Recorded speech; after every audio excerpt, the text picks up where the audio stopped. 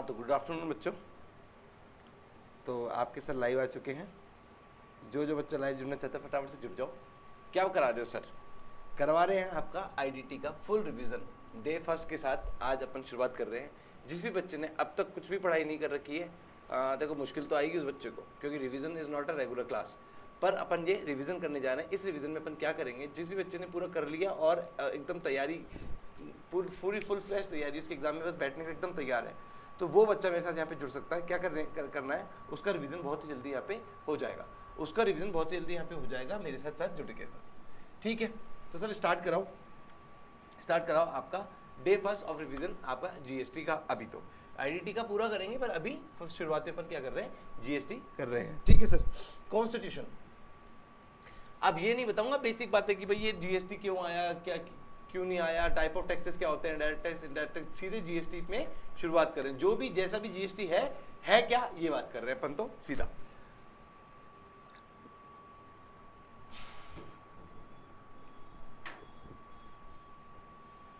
For introduction of GST in India lots of changes were required. क्या बोल रहा है, सबसे पहले आर्टिकल नंबर 246 एक ही बात कर लेते हैं। रीडिंग नहीं लगाऊंगा टेक्स्ट की, सिर्फ फॉर्म बताता चलूंगा। उसमें क्या बोल रहा है कि सेंट्रल गवर्नमेंट के और स्टेट गवर्नमेंट के दोनों के पास पावर है आपकी जीएसटी के पर लॉ लिखने के लिए। मतलब जीएसटी किसी एक गवर्नमेंट का नहीं है ना, ये जीएसटी सेंट्रल का है ना स्टेट का है, दोनों के पास ही इसमें पावर है अपने अपने इसमें चेंजेस लाने के लिए, लॉ लिखे जाने के लिए।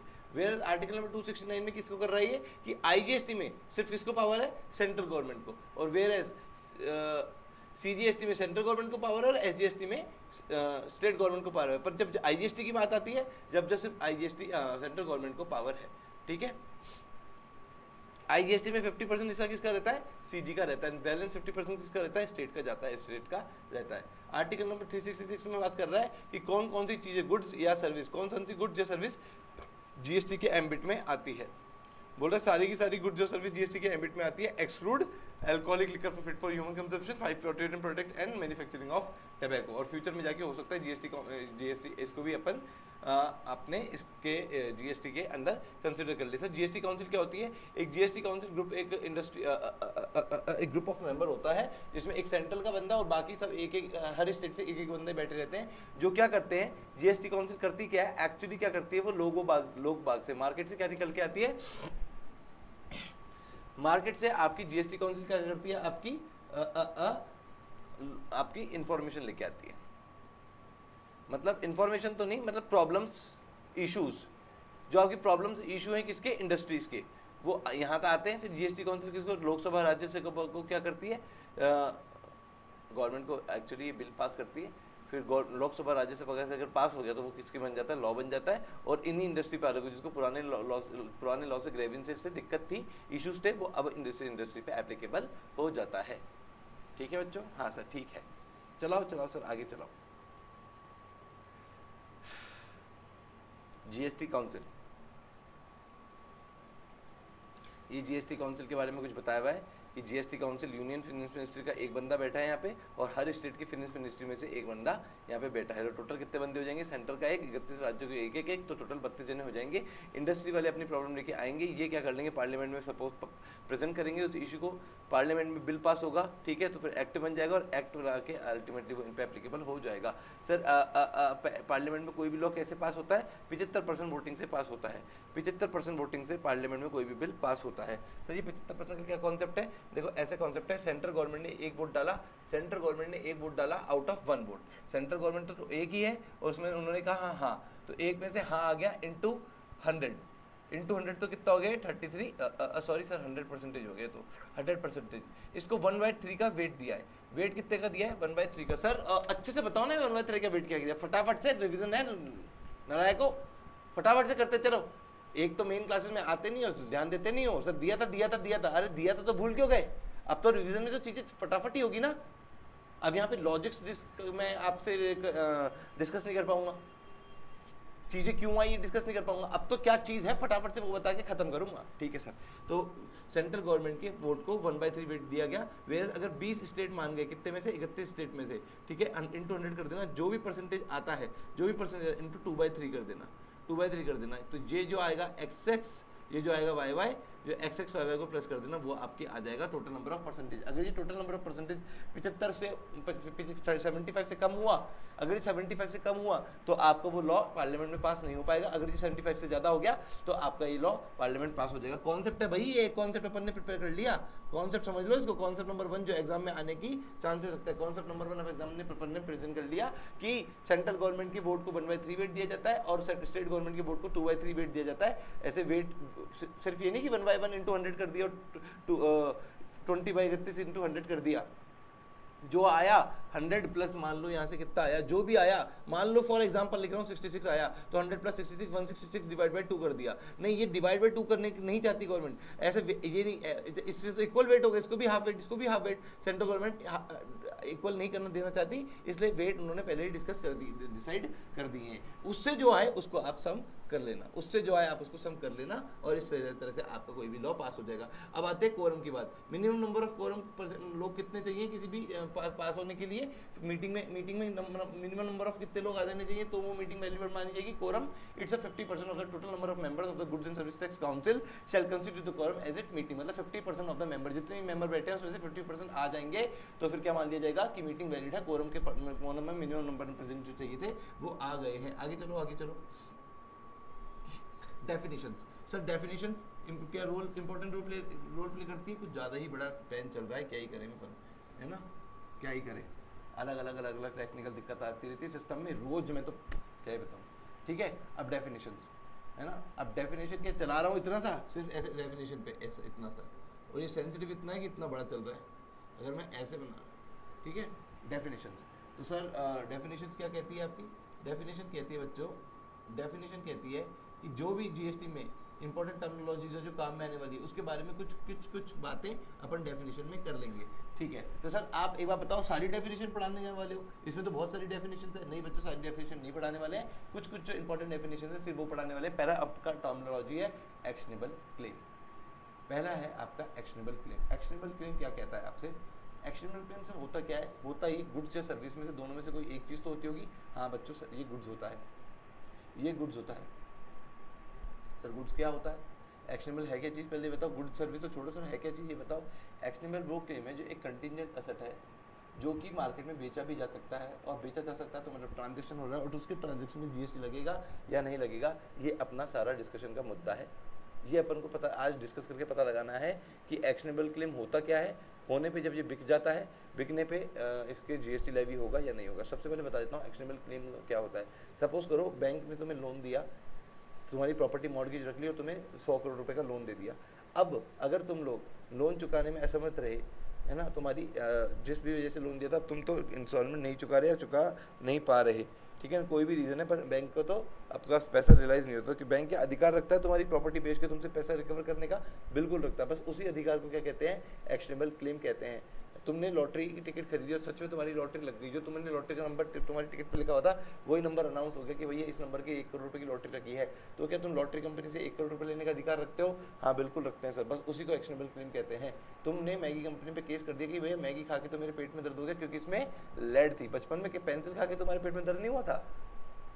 तो सर क्या इसका मतलब क्या मैगी खाएं? नहीं, बिल्कुल नहीं बच्चों, मैं तो बस तुम्हें ऐसे थोड़ा सा छोटा सा जोक सरकाज़्म कर रहा हूँ। एक्चुअली बचपन तो इम्यूनिटी क्या है, बहुत बढ़िया होती है। धीरे धीरे जैसे जैसे आप एजिंग होती है आपकी, तो इम्यूनिटी भी कम होती चली जाती है। तो बचपन में तो जो कुछ खा लो जल्दी से हो सकता है पेट में दर्द नहीं हुआ, पर अब तो आप अच्छा खाओगे। तो इसलिए आपने मैगी कंपनी में क्लेम कर दिया कि भैया इसमें तो लेड है और हमारे पेट में दर्द हो गया, मेरे को तो 1 करोड़ रुपये चाहिए, मैं तो बीमार हो गया है। तो अगर अब इस केस के जीतने के तुम्हारे आसार ज़्यादा हैं तो तुम इसको भी क्या कहेंगे? आपको एक्शनेबल क्लेम कहेंगे। ठीक है, डेटर्स ने आपके पैसे नहीं चुकाए तो डेटर से जो रुपए निकलवाने का अधिकार रखते हैं उसको भी एक्शनेबल क्लेम कहते हैं। तो एक्शनेबल क्लेम क्या कहते हैं? अधिकार है आपको सामने वाली पार्टी से कुछ रिकवर करने का। उस अधिकार को आपने बेच दिया कि मैं तो रिकवर नहीं कर रहा, जब तू रिकवर कर लेना। जैसे एनपी अगर हो गया, वो 100 करोड़ रुपये डूब गए, तो बैंक 100 करोड़ रुपये निकलवाने में थकना नहीं चाहती, परेशान नहीं होना चाहती, तो बैंक ने क्या किया, वो अधिकार किसी एसेट रिकवरी कंपनी को 70 करोड़ में बेच दिया। बैंक ने सपोज कर लिया कोई बात नहीं, 30 करोड़ का घाटा सही, 100 करोड़ का तो नहीं होंगी पर 30 करोड़ का घाटा सही, पर 100 करोड़ निकलवाने में जो पसीना आने वाला था अब वो मेरा नहीं, इस आदमी का आएगा। मैंने तो 70 करोड़ रुपये में इसको देके फ्री हो गया। तो उस 70 करोड़ रुपये का क्या हुआ? एक्शनेबल क्लेम 70 करोड़ रुपये में बिक चुका है, और उस 70 करोड़ रुपये पे मार्केट में ट्रांजेक्शन कितने रुपये का हुआ है? 70 करोड़ रुपये का हुआ है। 70 करोड़ रुपये पे क्या लिया जाएगा? जीएसटी लेवी किया जाएगा। ठीक है सर, आगे चलो, दूसरी इंपॉर्टेंट डेफिनेशन है आपके पास एग्रीगेट टर्नओवर की, तो पॉइंट नंबर 6, एग्रीगेट टर्नओवर क्या होता है? एक पेन पे बच्चों, एक पेन पे, एक जीएसटी नंबर पे नहीं बोल रहा, ध्यान से सुनो, एक पेन पे जितने भी रजिस्ट्रेशन है उन सारे रजिस्ट्रेशन से, या ऐसे कहूँ एक पेन पे जितनी भी सेल्स हो रही है, मतलब चाहे एक पेन पे 5 रजिस्ट्रेशन हो, चाहे 1 हो चाहे 10 हो, 1 हो चाहे 5 हो चाहे 10 हो, तो एक पेन से जितनी भी सेल्स हो रही है, आउटवर्ड सप्लाई हो रही है, उन सारी की सारी सप्लाई को जोड़ दोगे, उसको क्या कहा जाता है? उसको क्या कहा जाता है? उसको कहा जाता है आपके यहाँ पे आपका एग्रीगेट टर्नओवर। वो आपके एग्रीगेट टर्नओवर की डेफिनेशन में फॉल करता है। बोलो हाँ कि ना? सर हाँ हाँ हाँ, समझ में आ गया, समझ में आ गया। एग्रीगेट टर्नओवर क्या होता है? हाँ सर, एग्रीगेट टर्नओवर होता है कि एक पेन पे जितने भी सेल्स है आपकी सारी को जोड़ देंगे तो उससे हमारा एग्रीगेट टर्नओवर निकल के आ जाएगा। ठीक है सर, आगे ले चलो आपको, हमको आपके साथ। हाँ तो चलो ना बच्चों, आपने कहा एग्रीगेट टर्नओवर मीन समझ में आ गया आपको? हाँ सर बिल्कुल आ गया। आगे बताओ सर, कुछ कन्फ्यूजन एग्रीगेट टर्नओवर से रिगार्डिंग दूर कर दो। अब क्योंकि ये रिवीजन है तो तुम्हें सारी बातें जीएसटी के पता है। शुरुआत में जब मैं ये बताता हूँ तो बता नहीं पाता, क्योंकि बच्चों को रिवर्स चार्ज मैकेनिज्म नहीं पता होता। तो क्या ऐसी सप्लाई, ऐसी इनवर्ट सप्लाई जिस पे हम रिवर्स चार्ज आरसीएम बेसिस पे हम टैक्स पे कर रहे हैं, क्या वो भी आउटवर्ड सप्लाई में ऐड होगी? नहीं बच्चों नहीं, वो तो इनवर्ट सप्लाई है। परचेज किसी भी तरह की जिस पे जीएसटी लायबिलिटी आप पे कर रहे हो या सामने वाला कर रहे हो, वो है तो आपकी परचेज किसी कभी भी एग्रीगेट टर्नओवर की डेफिनेशन में नहीं आएगी। एग्रीगेट टर्नओवर में सिर्फ और सिर्फ कौन सी आएगी, कौन सा टर्नओवर आएगा? सिर्फ वो टर्नओवर आएगा जो आपने सेल्स किया है। सेल्स टर्नओवर मतलब ही क्या होता है? सेल्स आएगा सर एक और कंफ्यूजन है तो सर क्या exempt, taxable, nil rated, zero rated, हाँ आपकी 100% एग्जामिशन सारी की सारी सेल्स आएगी? सारी की सारी सेल्स आएगी बच्चों। हर एक सेल जो आपने एक पेन पे के बेसिस पे करी है वो सारी की सारी सेल कंसिडर करेंगे। सर ऐसी सेल भी कंसिडर कर लेंगे जिसमें जीएसटी तक ही नहीं लगता। एग्जाम्प्ट और टैक्सेबल तो छोड़ो, जीएसटी के एम्बिट में नहीं आती। जैसे हमने शराब की दुकान है, पेट्रोल पंप है, ठीक है ना, alcoholic liquor for fit for human consumption था, वो जीएसटी के एम्बिट में नहीं आता था ना। 5 पेट्रोल मीटर नहीं आते थे ना। मैन्युफैक्चरिंग टबैको दोनों में आता था। इसलिए चलो वो दोनों जो बताया, पेट्रोलियम प्रोडक्ट और आपका लिकर, दोनों शराब की दुकान है हमारी, उससे हमने शराब बेच दी 50 लाख रुपए की, तो क्या वो टर्नओवर की, एग्रीगेट टर्नओवर की डेफिनेशन में आएगा? सर हाँ बच्चों हाँ, यही बात है ध्यान रखने की, वो भी आपके एग्रीगेट टर्नओवर की डेफिनेशन में आ रहा है यहाँ पे। ठीक है सर, समझ में आ गया। आगे लेके चलो हमको थोड़ा सा एग्रीगेट टर्नओवर की इंपॉर्टेंट डेफिनेशन कवर होती हुई। इसके बाद है आपके पास देखो, ये तो कुछ डायग्राम से समझाया हुआ है कि एक पेन पे आपकी चाहे मर्जी जितनी सेल हो, टैक्सेबल हो, that is supply liable for GST, nil rated हो, एग्जाम कितने तरह के हैं? एग्जाम नील रेटेड भी एग्जाम्प्ट है, 100% भी एग्जाम्प्ट है, और तीसरा एग्जाम्पशन क्या है जो जीएसटी की दुनिया में ही नहीं आता, वो भी तो एग्जाम्प्ट ही है एक तरह से। हाँ सर, और जीरो रेटेड क्या है? आपने एक्सपोर्ट किया है या फिर सप्लाई टू सेल्स किया है, ये भी क्या है आपका जीरो रेटेड ही तो है। ठीक है सर, तो कितनी भी तरह की, चाहे टैक्सेबल की हो, चाहे एग्जाम की हो, चाहे जीरो रेटेड की हो, ये सारी की सारी क्या है आपकी टैक्सेबल टर्नओवर में काउंट होगी, क्योंकि सारी की सारी क्या है आपकी आउटवर्ड सप्लाई है। ठीक है सर, एग्रीकल्चरिस्ट बता दो, एग्रीकल्चरिस्ट कौन होता है बच्चा और क्यों पढ़ रहे हैं? एग्रीकल्चर इसलिए पढ़ रहे हैं क्योंकि चैप्टर नंबर 4 जब टैक्सेबल पर्सन पढ़ेंगे तो वहाँ पे 3 सेक्शन पढ़ेंगे। सेक्शन नंबर 22 जिसमें पढ़ेंगे applicable limit, turnover limit 10 lakh, 20 lakh, 40 lakh. फिर पढ़ेंगे सेक्शन नंबर 23, उसमें पढ़ेंगे कि भैया 3 कैटेगरी ऑफ पर्सन ऐसे हैं जो बिल्कुल भी जीएसटी की दुनिया में टैक्स नहीं देंगे, बिल्कुल उनको टैक्सेबल पर्सन की कैटेगरी से गेट नंबर 4 से बाहर निकाल दिया जाएगा, उन पर किसी भी तरह का टैक्सेबिलिटी अराइज नहीं होगी। सर गेट नंबर 4 मतलब जो बच्चे सिर्फ रिविजन देख रहे हैं मेरा, उनके लिए भी सर थोड़ी मदद, जो आपकी रेगुलर क्लास देख के नहीं आए, आपकी यूट्यूब पे सिर्फ आपकी जीएसटी की रिवीजन क्लास देख रहे हैं, उनकी मदद नहीं करोगे सर? ऐसे भेदभाव करोगे? सिर्फ अपने बच्चों से प्यार करोगे? नहीं बच्चों नहीं, सभी बच्चे मेरे हैं, मैं सभी का हूँ, ठीक है। आप सभी से मैं बहुत प्यार करता हूँ और आप सभी से मैं कनेक्ट रहना चाहता हूँ। मार्केट में मतलब आपकी फील्ड में जितने भी बच्चे हैं, जो भी बच्चे सीएमए फाइनल की तैयारी कर रहे हैं, कोई ऐसी भेदभाव नहीं है कि इसने मेरी क्लास ली थी या नहीं ली थी, ठीक है ना। आपने अगर मेरी क्लास नहीं भी ली थी और एग्जाम टाइम के एंड टाइम पे भी मैं आपको मिल गया हूँ कहीं पे यूट्यूब पे सर्च करने पे, और आपको लगा कि हाँ कार्तिक सर तो सही पढ़ा रहे हैं, तो उनके लिए थोड़ा सा एक बात मैं बता देता हूँ कि मैं कुछ ऐसे पढ़ाता हूँ कि जीएसटी की दुनिया में 5 गेट हैं। जीएसटी की दुनिया में 5 गेट है। अगर आप 5 गेट में से किसी से बाहर निकल गए तो आपकी जीएसटी अल्टीमेटली नहीं लगेगा। पहला गेट है आपका गुड्स एंड सर्विस का ही, पहला गेट है आपका गुड्स एंड सर्विस का ही। दूसरा गेट है आपका सप्लाई का, दूसरा गेट है आपका सप्लाई का। सर पेन बड़ा गंदा चल रहा है, कोई बात नहीं बच्चे, हैंड राइटिंग से क्या कर ले, कॉम्प्रोमाइज़ कर ले थोड़ा सा, ठीक है ना। सप्लाई। तीसरा गेट है प्लेस ऑफ सप्लाई का। चौथा गेट है आपका टैक्सेबल पर्सन का। पांचवा गेट है तेरा एग्जाम्पशन का, ठीक है ना। मैं भी परेशान हूँ थोड़ा सा, पेन सही से नहीं चल रहा है मेरा, ठीक है ना। पीडीएफ पे मेरा जो क्या है वन नोट चला लो सर, वन नोट चला लो। ठीक है बच्चे, तेरे लिए मैं वन नोट भी चला लेता हूँ। आप एक अलग से फॉर्मेट ले लो जहाँ पे लिख लो सर पेन सही से यहाँ नहीं चल रहा है, तो कहीं और तो चल ही जाएगा। हाँ सही है तुम्हारा आइडिया भी। ड्रॉ ले लेते हैं, पेन ले लेते हैं, ये लो। यहाँ चल रहा है सर, देखते हैं अभी देखा जाएगा।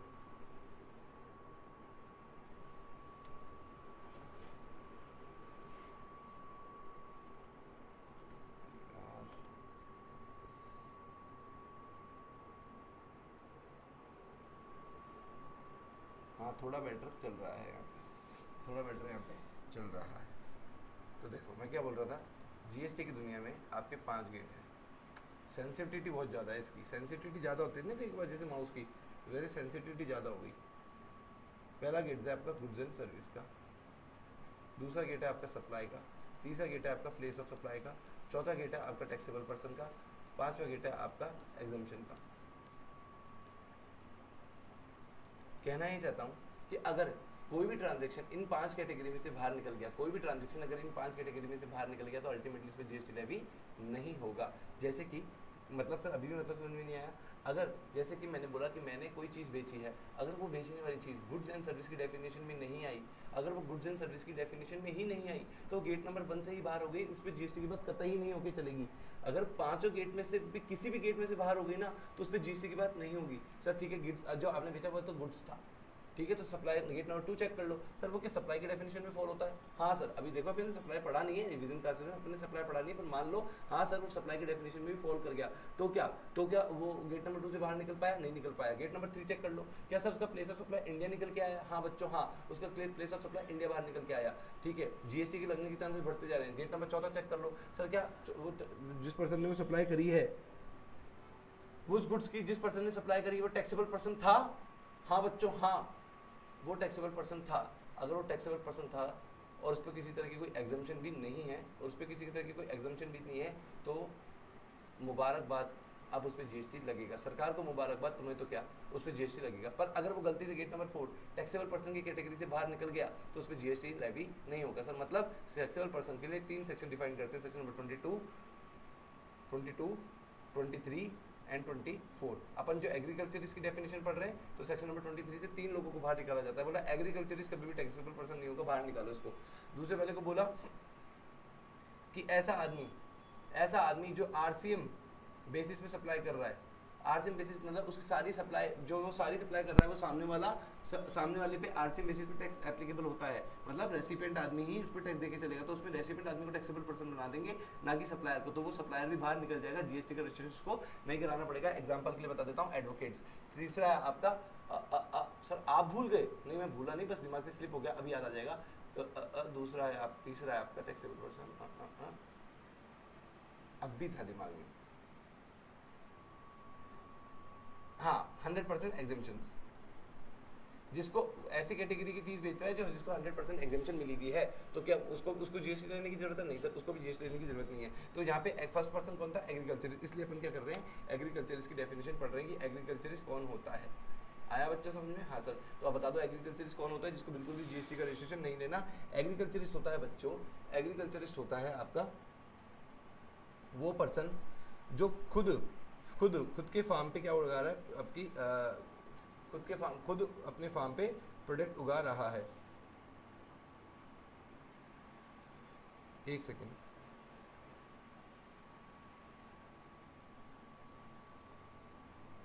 फार्म पे प्रोडक्ट उगा रहा है मतलब अरे जो जिसकी ज़मीन है, ज़मीन पे या तो वो खुद मेहनत करके फसल उगाता है, या फैमिली मेम्बर की मदद लेता है, या फिर किराए पे भी, या फिर रेंट दे के, मतलब वो बाहर से लेबर भी हायर कर लेता है। तीनों को क्या कहा जाएगा आपका?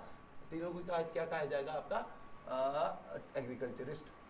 तो एग्रीकल्चरिस्ट कौन हुआ? जो फार्म पे मेहनत करके या तो खुद या फैमिली मेंबर्स या फिर किसी बाहर की लेबर को हायर करके भी फसल उगा रहा है, उसको एग्रीकल्चरिस्ट कहा जाएगा। एक बार फसल उगा के काट दी एग्रीकल्चरिस्ट ने और मंडी ट्रेडर को बेच दी, तो क्या मंडी ट्रेडर भी आपका एग्रीकल्चर की डेफिनेशन में है? बिल्कुल भी नहीं बच्चों, मंडी ट्रेडर आपका एग्रीकल्चर की डेफिनेशन में नहीं है। एग्रीकल्चर की डेफिनेशन सिर्फ और सिर्फ आपका बेसिकली बात करूँ तो किसान आया, चाहे किसान आपका राजस्थान का हो जो बेचारा खुद मेहनत करता है, चाहे किसान आपका बढ़िया से कंट्री स्टेट पंजाब का हो, जहाँ पे वो सारी की सारी इतने अमीर किसान हैं जो लेबर रख के फसल उगवा लेते हैं, तो चाहे वो हो, दोनों की दोनों तरह के किसानी आपके किस में आए, एग्रीकल्चर की डेफिनेशन में आया। और वो जो भी फसल उगा रहे हैं उस पर जीएसटी पहली बार में जब वो बेचते हैं मंडी ट्रेडर्स को, उस पर कोई भी जीएसटी नहीं लगता। सर उस पर कोई भी जीएसटी क्यों नहीं लगता? अरे क्योंकि वो एग्रीकल्चर की डेफिनेशन में आ गया, तो टैक्सेबल पर्सन की कैटेगरी से बाहर हो गया ना सेक्शन नंबर 23 से।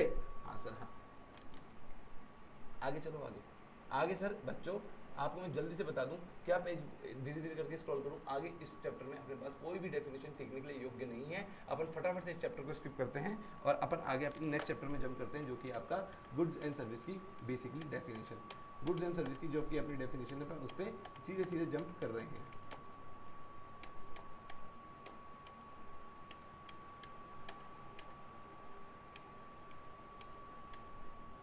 सर क्या है गुड्स एंड सर्विस की डेफिनेशन? बच्चों गुड्स एंड सर्विस की डेफिनेशन में सबसे पहले बोल रहा है आपको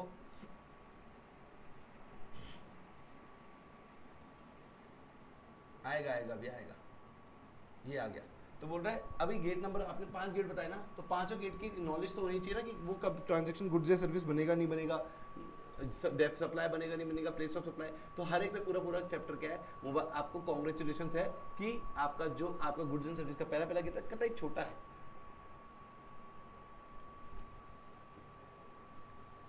सिर्फ 5 मिनट में अपना चैप्टर नंबर फर्स्ट कंप्लीट हो जाएगा।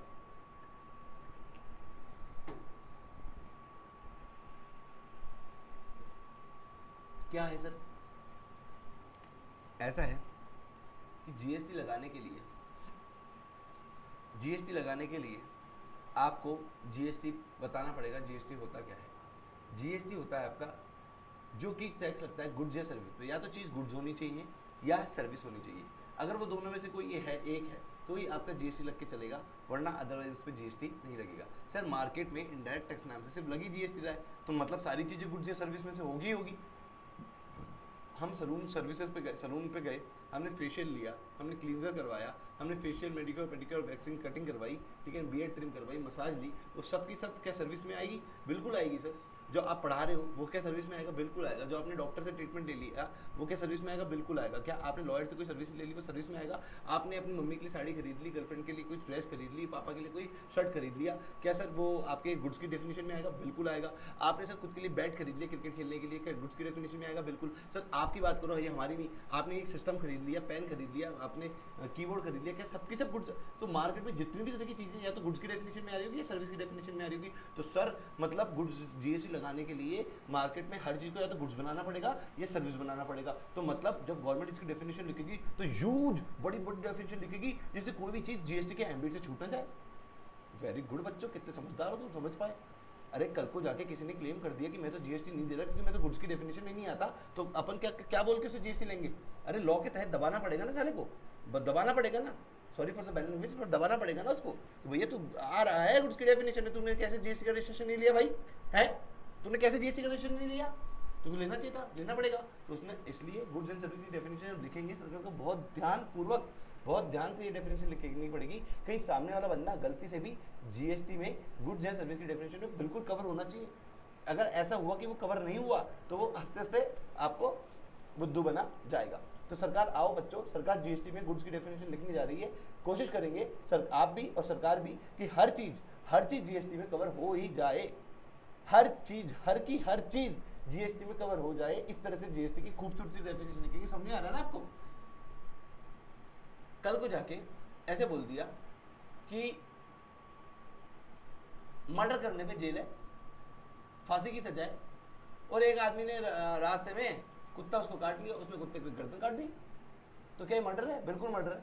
तो लॉ में गलती से ये लिखना भूल गए कि इंसान का मर्डर कर दिया तो फांसी की सजा है।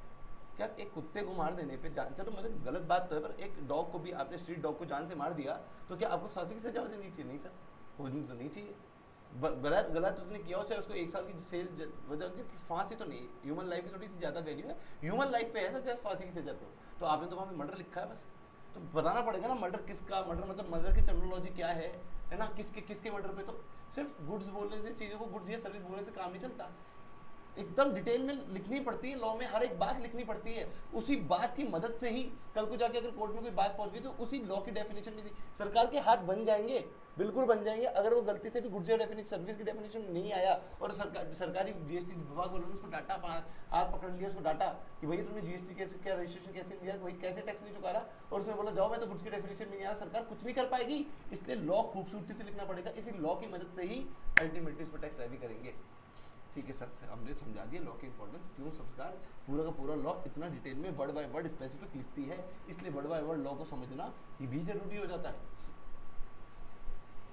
आपके डीटी में सेक्शन 224(10) में इनकम की डेफिनेशन लिखी हुई है, कितनी ब्रॉडली लिखी हुई है, इसलिए डेफिनेशन तो लॉ में तो बहुत ध्यान से लिखनी पड़ती है चीज़ों को। आओ सर ज़्यादा टाइम वेस्ट मत करो, बताओ फटाफट से गुड्स क्या है, हम समझ में गए, इंपॉर्टेंट समझ गए, गुड्स की डेफिनेशन बताओ।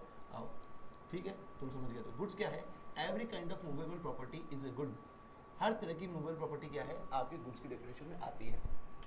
ठीक है, ठीक है सर, ठीक है, मतलब सिर्फ जो चीज़ें इधर से उधर जा सकती है, सिर्फ कहता ही सिर्फ वही गुड्स है, बस हम उसको इस बोतल को, जिस बोतल से आप बार बार एक क्यूट सी बोतल से पानी पी रहे हो, ठीक है, इस बोतल को गुड समझ ले, समझ लो, बिल्कुल ये इधर से उधर रखी जाती, कभी इधर से उठा रहा हूँ, उधर रख रहा हूँ, गुड्स है। आपका मोबाइल फोन गुड्स है, आपका टीवी का रिमोट, एसी का रिमोट गुड्स है, सारी चीजें, फैन, कंप्यूटर सिस्टम, ये ट्यूबलाइट्स सब इधर से उधर ले जाया जा सकता है, गुड्स है सर, गुड्स है।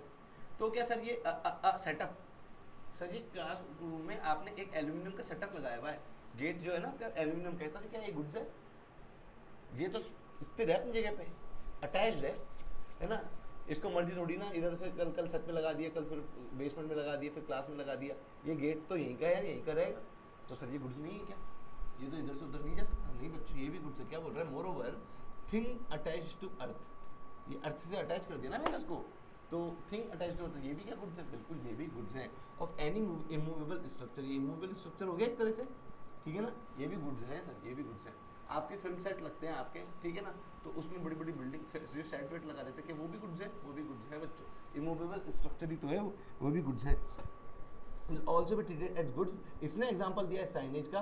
और सर ग्रोइंग क्रॉप वगैरह वो भी क्या गुड्स है? बिल्कुल वो भी गुड्स है सर। अभी तो आपने एग्रीकल्चर की डेफिनेशन में बाहर निकाल दिया था, अब वापस से उसको गुड्स की डेफिनेशन में क्यों डाल रहे हो? अरे बच्चों, पांचों गेट में कंफ्यूज मत होना है, अपने अपने हिसाब से लॉ लिखा गया है, हम उसको क्रॉप को गुड्स तो बना रहे हैं, ठीक है, चौथे नंबर गेट में अपन उसको टैक्सेबल पर्सन से बाहर निकाल रहे हैं एग्रीकल्चर को, पर गुड्स तो उसको बना रहे हैं। गेट नंबर 1 से बाहर ना निकाल के हमारी मर्जी, लॉ मेकर की मर्जी, वो किसी को सर कुछ तो लॉजिक होगा, लॉजिक बताने में रिवीजन क्लासेस में नहीं बैठा, मेन क्लासेस में पूछना बैठा हूँ। अभी तो सिर्फ समय आ गया, अंतिम समय आ गया, मरते को तिनके का सहारा के समझ में आ गया, ये रिवीजन क्लासेस बस मरते को तिनके का सहारा है। और जो इंटेलिजेंट अच्छे बच्चे मेरे पूरा कोर्स करके बैठे, बस सर का इंतजार इसलिए था कि सर जो रिवीजन हम हो सकता है 20, 25, 30 घंटे में करेंगे, वो आप आधे से भी कम समय में करा दोगे, बस उनके लिए भी मैं आया हूँ, ठीक है। तो इमूवेबल स्ट्रक्चर्स और जो क्रॉप वगैरह हैं, जो ट्रीज वगैरह हैं, जो अल्टीमेटली 10 साल 12 साल 15 साल बाद जाके कट जाने हैं, जैसे सागवान के पेड़, वो भी आज भी गुड्स ही हैं, और आपके ट्रीज वगैरह भी गुड्स ही हैं, ग्रोइंग क्रॉप वगैरह भी आपकी गुड्स ही हैं। सर समझ में आ गया?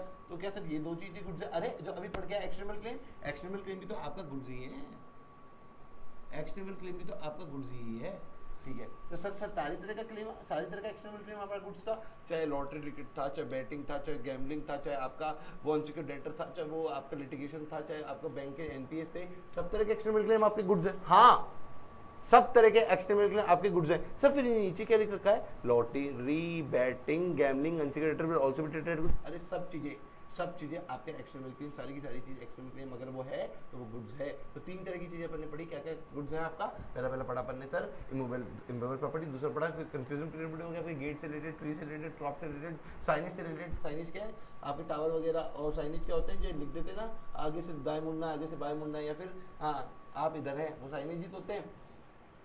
और भी कई तरह के साइनेज होते हैं, ये इस चीज़ की दुकान है, प्लाईवुड होम्स, ये सब साइनेज ही तो है। साइनेज भी सर गुड्स हैं, बिल्कुल ये भी गुड्स है। फिर उसने और बताया कि ऐप का एक्सटर्नल भी गुड्स है। Moving ahead, section number service की डेफिनेशन पढ़ा दो सर। तो जो भी कोई चीज़ गुड्स नहीं है बच्चों, सर बल्ले बल्ले नाचना शुरू कर दो, जो भी चीज़ कोई गुड्स नहीं है वो सर्विस है। वाह सर, सर्विस की डेफिनेशन नहीं पढ़नी पड़ी, सिर्फ गुड्स की डेफिनेशन पढ़नी पड़ी। जो चीज़ पहले तो गुड्स, ये 3 चीज़ गुड्स है, और जो गुड्स नहीं है वो सर्विस है। एग्जाम में क्वेश्चन आया कि पर्टिकुलर क्वेश्चन ट्रू है या फॉल्स है, बच्चों ने लिख दिया एंड रीजन बता देना, स्पेसिफाई कर देना, ट्रू है तो क्यों है, फॉल्स है तो क्यों है। बच्चों ने लिखा ट्रू, रीजन में लिखा because it is not false. हाँ हाँ बिल्कुल, सर्विस की डेफिनेशन वैसे की वैसी है। नालायको, तुम्हारे बचपन की नालायकपंती यहाँ काम आ रही है। सर्विस की डेफिनेशन यही है कि because it is not goods. Service क्यों है ये? क्योंकि because it is not goods. हो मजा आ गया सर। सर्विस की डेफिनेशन नहीं पढ़ाओगे? बिल्कुल नहीं पढ़ाएंगे। तो सर्विस क्या है? जो भी चीज़ गुड्स नहीं है वो सर्विस है। तो सरकार के मजे हो गए ना ऐसे डेफिनेशन लिखने से। अगर गुड्स की अलग से डेफिनेशन लिखी, सर्विस की अलग से लिखते, तो गुड्स की लिखते, सर्विस की लिखते, हो सकता है बहुत चीज़ें रह जाती। अब क्या है, जो चीज़ गुड्स नहीं है पक्का पक्का वो सर्विस तो बनी ही जाएगी। अदरवाइज कह दिया ना, अदरवाइज जो चीज़ गुड नहीं है वो सर्विस है, जो चीज़ गुड नहीं है वो सर्विस है। तो सर्विस बोलते ही, ऐसे बोलते ही, इस नेगेटिव सेंटेंस को फ्रेम करते ही, आपके बहाने वाले सेंटेंस को फ्रेम करते ही हर चीज़ सर्विस बन गई ना, जो भी चीज़ गुड नहीं बन पाई। हाँ सर, सरकार ने मतलब दिमाग लगाया। जैसे आपके डीटी में 5 हेड्स ऑफ इनकम होती है, क्या क्या होती है? Sir salary, house property, capital gain, PGBP. 5वां होता है आपका अदर्स। जो चीज़ 4 में नहीं आ रही उसको अदर्स में डाल दो। तो सरकार यहाँ बची तो रही है। गलती से कोई इनकम 4 चीज़ों में नहीं आई, तो अगर आप अदर्स का नहीं डालती तो फिर तो वो इस पर इनकम पे टैक्स ही नहीं लगता। इसलिए सरकार ने बोला ये 5वां हेड भी इनकम का ही है, पर अदर्स। अगर इन 4 से नहीं आ रही, किसी और से आ जाए अदर्स, तो ऐसी सरकार बोलती है जो भी कुछ गुड नहीं है वो अदर है, वो सर्विस है। ठीक है सर, ठीक है। सर्विस 2 तरह की हो सकती है, एक एक्टिव, एक पैसिव। सर्विस काम करने के पैसे लेना is a service. Active service, जैसे कि मैं आपको पढ़ा रहा हूँ, काम कर रहा हूँ, मेहनत कर रहा हूँ, तो ये क्या है? आपकी सर्विस है, एक्टिव सर्विस है।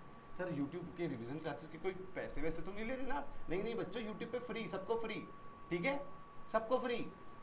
बस आपका कंसिडरेशन के में क्या चाहिए? आपका प्यार, सहयोग, आपका लाइक चाहिए, सब्सक्राइब चाहिए, और आगे लोगों को आप मेरी क्लासेस बताते रहो कि कार्तिक सर हैं, कार्तिक सर बहुत बढ़िया पढ़ाते हैं, फ्री लेक्चर्स दे रहे हैं। ठीक है, अगर जीएसटी करना है, सीएमए में फाइनल होना है, तो फटाफट से कार्तिक सर की क्लासेस ले लो। पूरा का पूरा जीएसटी पढ़ाया जाएगा। और क्या लोगे? और क्या ही लोगे आप अपने टीचर से? ठीक है, एक तो फ्री में मिल रहा है और एक जल्दी जल्दी मिल रहा है। ठीक है, 100% कोर्स कवरेज मिल रही है। तो आओ नलायको, सब कुछ सारा का सारा कंटेंट बस तुम्हारे द्वारे पे खड़ा है। तेरे द्वारे पे आई बारात है, तेरे एकदम द्वारे पे खड़ा है, एकदम तेरे गेट पे खड़ा है। बच्चा बस गेट खोल के इसको स्वागत कर ले और उसको गले लगा ले, मुझको भी लगा ले, और अपने इस मेहनत को लगा ले। मेहनत कर ले थोड़ी सी, पास हो जाएगा बच्चे। ठीक है सर, ठीक है। तो आपने बोला एक्टिव सर्विस, पैसिव सर्विस। जो आप पढ़ा रहे हो, डॉक्टर ने ट्रीटमेंट किया, लॉयर ने केस लड़ा, ये सब एक्टिव सर्विस है। तो सर एक्टिव सर्विस ही होती होगी, काम ना करने के भी कोई पैसे देता है क्या मार्केट में? काम करके ही पैसे मिलते हैं, काम ना करके भी पैसे मिलते हैं। हाँ बच्चों, काम ना करके भी पैसे मिलते हैं कई कबार। कैसे सर? एग्जाम्पल है, मैकडोनल्ड्स का बर्गर सेंटर है, मैकडोनल्ड्स का बर्गर सेंटर है, मैकडोनल्ड्स के बर्गर सेंटर के सामने डंकी डोनट का, डंकी डोनट का पुराना ब्रांड है, तुम्हें नहीं पता, तुम्हें बर्गर किंग पता है। बर्गर किंग या बर्गर फार्म का क्या करने वाला? आउटलेट खुलने वाला है। मैकडोनल्ड वालों को चिंता हो गई, परेशानी हो गई कि भैया ये तो क्या है, अपना कॉम्पिटिटर आ रहा है। तो मैकडोनल्ड ने क्या किया, 2 लाख रुपए पकड़ा दिए। बोले सिर्फ ये कह के कि प्लीज़ यहाँ पे स्टोर मत खोले, अपना आउटलेट खा के थोड़ा दूर जाके खोल ले, थोड़ा सा दूर जाके खोल ले। क्यों कंपटीशन कर रहा है? क्यों मेरी धंधा पीट रहा है? क्यों दुकान की नाश कर रहा है? कस्टमर डिवाइड क्यों कर रहा है? प्लीज़ प्लीज़ प्लीज़ 2 लाख रुपए ले ले, काम मत कर, अपना जो आउटलेट खोलने वाला था वो मत कर। तो ये 2 लाख रुपए जो मिले हैं बर्गर फार्म वाले को, वो सर्विस देने के मिले हैं या सर्विस ना देने के मिले हैं? सर उसने सर्विस दी है मैकडोनल्ड वाले को, पर ये पैसिव सर्विस में काउंट होगा, नेगेटिव सर्विस में काउंट होगा। इस 2 लाख रुपए पे जीएसटी आएगा, क्योंकि ये भी सर्विस बनेगा। और सर बच्चों में एक ढोल वाला एग्जांपल भी है, पर इतने काम चला लो। मेन क्लास में तो कई एग्जांपल दे देता हूँ, पर बस एक नेगेटिव सर्विस का, पैसिव सर्विस का भी काम चला लो।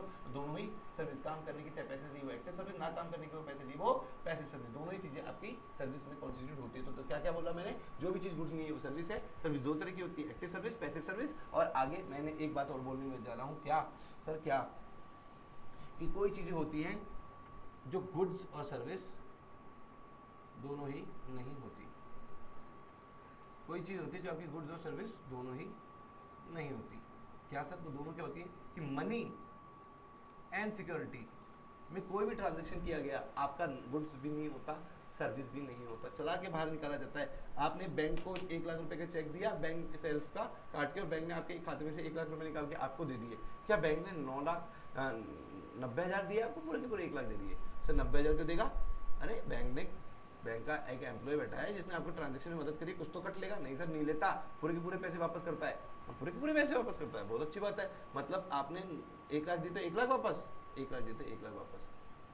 सर 99,999 1 रुपये तो काटता होगा? नहीं बच्चों, 1 रुपये भी नहीं काटता, पूरे के पूरे वापस देता है। ठीक है सर, एटीएम लेके गए, एटीएम ने हमने स्वाइप किया, 5,000 रुपये निकाले। सर 5,000 रुपये अकाउंट में है, कहा 100 रुपये है, 100 रुपये की बात करो। अरे तुम्हारी बात कर लेते हैं। 100 रुपये निकाले, 100 रुपये निकले, तो 100 रुपये पे कोई 100 रुपये पूरे निकल के आ गए सर, 99 रुपये नहीं निकल के आए, मतलब एटीएम मशीन यूज़ करने का कोई भी किराया लगा नहीं। तो मनी में जब ट्रांजेक्शन होता है, ठीक है ना, उस पर कोई भी जब कंसेशन बीच में नहीं आता है तो उस पर ना वो गुड्स है ना वो सर्विस है।